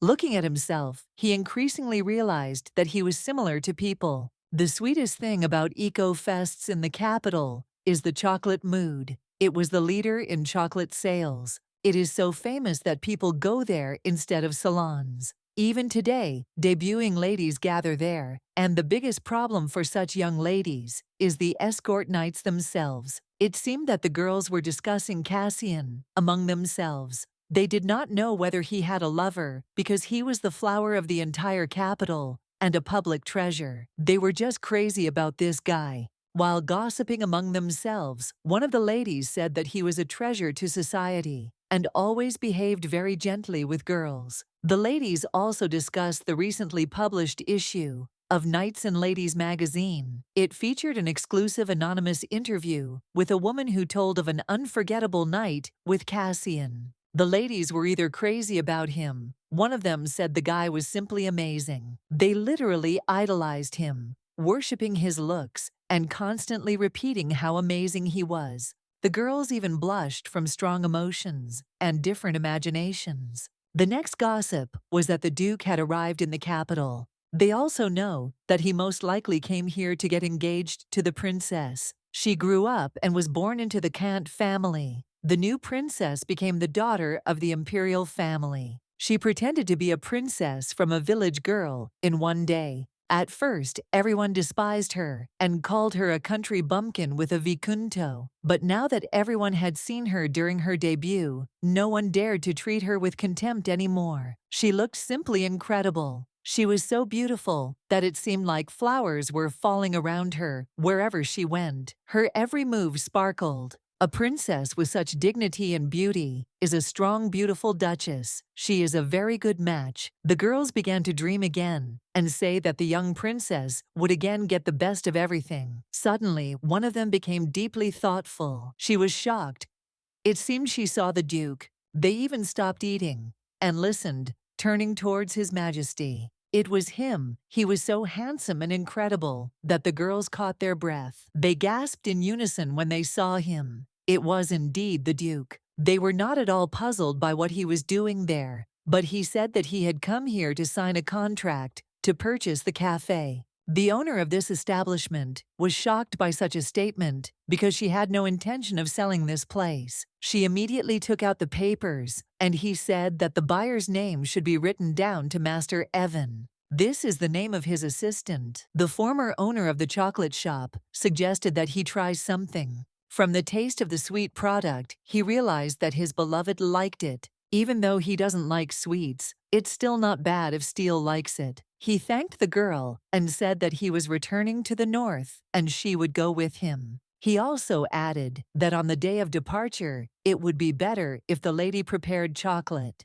The young lady replied that she remembered everything and would definitely prepare it. Meanwhile, the resting noble ladies simply stood there stunned by the grandeur of His Majesty. They became even more shy when he looked at them. Most likely she is the same age, thought His Majesty Anais. They all wore white hair ornaments. He didn't understand what kind of hairpins they were. Out of curiosity, he approached the girls, and they became very scared. He also noticed that they had a journal open with a page about Cassian Gray. He asked what it meant that Cassian Gray's energy is not exhausted. Now he realized that the guy was literally the flower of the empire. Meanwhile, the girls were very worried, not knowing what the Duke would do with them. Reading the magazine, His Majesty was shocked by how much his incomparability was praised there. What made him angry was that his friend was such a hot lover. He decided to take this magazine with him. The ladies were crazy about the guy. They could not say anything except nod to him. The next day, the meeting at the Imperial Palace began. The war with monsters was on the agenda, after which they decided to finish this issue. The next topic announced was budget cuts for the Magic Tower in the western part of the empire. Everyone started discussing it. A verbal altercation ensued, and everyone came to the agreement that it was necessary to cut costs because it was impossible to allow that. The village of the magician grew even more, or the same situation happened as with the magicians of Viatri. The greatest noble family of mages in the empire decided to betray the county of Vetra. They did not know whether it was a manifestation of a feeling of inferiority towards the chosen ones who had strong ties to the common people, or anger towards those who tried to return the empire to chaos. But as an example of what happens to traitors, their heads were hung on the wall, and the distinguished family of magicians instantly became the object of ridicule. The guy advocated for an even greater reduction in the budget. Because a reaction was expected from the Magic Tower, they could not be allowed to plot treason, like in the wind. The Duke listened to all this without showing it. The only thoughts in his head were about Cassian Gray. He was worried about all those headlines in the magazine, about him being the flower of the empire who melted all the women's hearts, and about the fact that girls were studying him so much. Everyone present in the hall noticed this. Suddenly, Ropa Shelland, commander of the Red Rose, approached the Duke. Anais didn't even pay attention to him, ignored him, and he didn't have time to say anything. Then he shouted that the strength of the knights needed to be carefully tested for the war with the monsters, after which the Duke stopped. He seemed to be quite angry and cold. However, no matter how much the Duke had previously treated them with the respectful, arrogant gaze of a trianthrope of the empire, he was still not completely independent. He had to show that he was trying to please the emperor. First of all, in the knightly squad, there was that very man, Cassian Gray. His Majesty asked if that guy would be there, but the commander replied that Cassian had taken a short leave, that he was generally in good health, but had not been feeling well lately. The Duke suggested that he retire completely if his health was so bad, but the commander said that was not the issue. In fact, it was not a health problem, but he had personal family circumstances. The Duke listened carefully. Meanwhile, the man in the cloak turned to Astel and said that they had not seen each other for a long time. It was Cassian Gray. He came to see his sister. The girl was excited, but at the same time very happy to see him. Suddenly, she noticed a parrot. Cassian had a parrot in his hands that was acting very strangely, and she didn't understand what it meant. He decided to turn to the girl. The guy showed the parrot, and a moment later someone sparkled. Exactly 2 seconds later, a child appeared in the guy's arms, and the girl didn't understand what was happening. The brother said that this child was his son. Now everything came together in the girl's head. This child was her brother's son and precious nephew. The baby looked very handsome, and the lady greeted him immediately. She immediately wanted to take him in her arms, and her brother said that his child's condition was very deplorable. It was obvious how desperately he tried to save the baby because it was his son. It was true because the magical power was stirring his heart. And if they had delayed a little longer, the baby would have been in danger. The girl also asked if her brother had chosen a name for the child, but he replied that he had not, and that she could name him whatever she wanted. The girl fell silent because she did not know what name to give the baby. That is unfortunately, Kostyan was ready for his death, so he did not give the child a name right away. If Cassia names him, it will be like a testament before death, the first and last time. Our heroine swore to protect this child. As she was leaving, she asked her brother to take care of himself. He hugged her because he hadn't seen his sister for a long time, and wished her luck, saying that he would definitely pick them up. She picked up the child in her arms, saying that his mother had abandoned him. It's amazing because he can already talk normally. If he starts talking, it will be even cuter. She wanted to teach him to speak as quickly as possible, and he also needed to be given medicine so that he would grow up healthy. Everyone around turned their attention to the lady. She showed them the child. Jenny and Sally immediately asked who the child was, and the girl said that it was her friend's son because he had urgent business and the child was sick, so he asked her to take care of him for a while. The baby looked really cute. Sally asked if the child was very ill, and the lady replied that he was a little ill. Miss Rudy looked displeased and asked if His Majesty knew the truth. The woman looked intently at our heroine, and she said that she tried to convey the information to him, but he never found out the details. The main character promised that she would officially declare the child to the Duke as soon as he returned. She did tell him about her friend, but he couldn't have imagined that it would be a child. The girl hoped that the Duke would understand her. Meanwhile, in the castle, the housekeepers were whispering, believing that this was a friend's child, because he looked very much like Madame Astel. Most likely the girl was confused when she encountered them, which is why she said this version. Sally and Jenny whispered to each other. They didn't know all the details about this child, and they were very interested. Meanwhile, Miss Rudy couldn't collect her thoughts, because if this was Madame Astel's child, then a bloody massacre could begin in the mansion. That same day, at dawn, the Grey Cardinal appeared recognizable by the characteristic scar under his eye. He asked his subordinate where the artifact had disappeared. It was Sam's artifact, and it was very important to him. The Vice tape also involved the same girl, and she is definitely connected to his artifact. He ordered to find the artifact, because if it was analyzed, their identities could be revealed. It was necessary to block their path to the great monarch. He added that if they were crushed, everything would end. Meanwhile, our heroine looked after the child, taught him different words. She didn't want the boy to start saying the word carriage, but she couldn't do anything because he kept repeating the word mom. However, he could already pronounce the word mama quite well, and perhaps he would be able to say dada as well. A moment later, the baby said the word daddy, and the lady promised that until his father returned, she would tell him everything about him, because she couldn't let the boy think that his father had abandoned him. She added that his father would definitely come back to pick him up. She showed a card with a picture of Cassian's uniform and added that he has a very handsome and cool dad. She clarified that these were the exact clothes he was wearing and asked if he was cool. The boy answered yes with joy in his eyes. From then on, he constantly turned over cards with different images of his father's clothes. This touched her. She watched him with delight because she had just told him about it, and he had already repeated clothes. Looking at the child, she didn't know how to react. It turned out that her brother's son was a genius. Suddenly, she felt a gaze from outside and came closer. Opening the window, she saw a squirrel. She greeted her and asked if she wanted an acorn.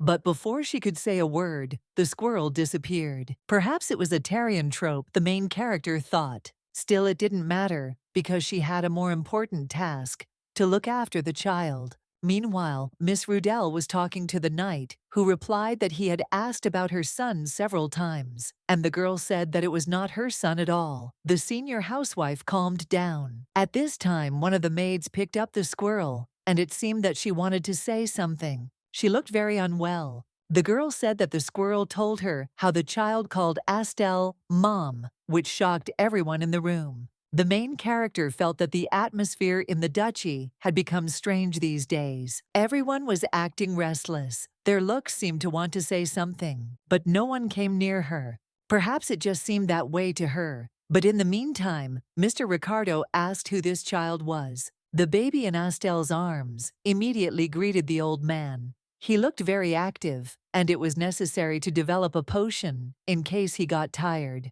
A moment later, the young man pointed his finger at his grandfather and said, "Meow." Seeing the nails on his grandfather's hands, he thought it was a cat. Most likely it's because jaguars are a member of the cat family. And the boy said, "Meow." Seeing another boy, he asked who it was.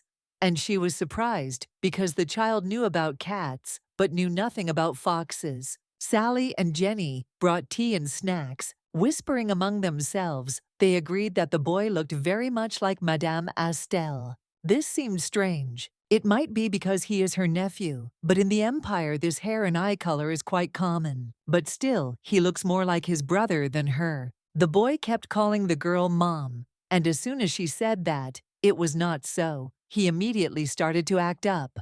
Everyone in the hall sat excited. The main character did not understand what was happening to them. Everyone immediately left the room, and Bell dropped his cup and apologized. He realized that this was the perfect opportunity to talk to the child, while the others cleaned up the broken cup. The baby was asked to call him brother. After several attempts, the young man was able to say the word brother. Blender asked who raised the baby before he came here, and the boy replied that it was the teacher. So far, there have been more mysteries than explanations. He didn't know if this child was really Astel's son. He didn't know what to do to find out because Astel was still busy. Belle also asked the child if he knew what the word mother meant, and the child replied that it was the one who gave birth to and raised the child. After this, the little fox asked again who his mother was, and he confidently answered that Mom is Steel. What he heard surprised Belle, and he asked again if the baby was talking about the same Astel. After confirmation, the boy asked who his dad was,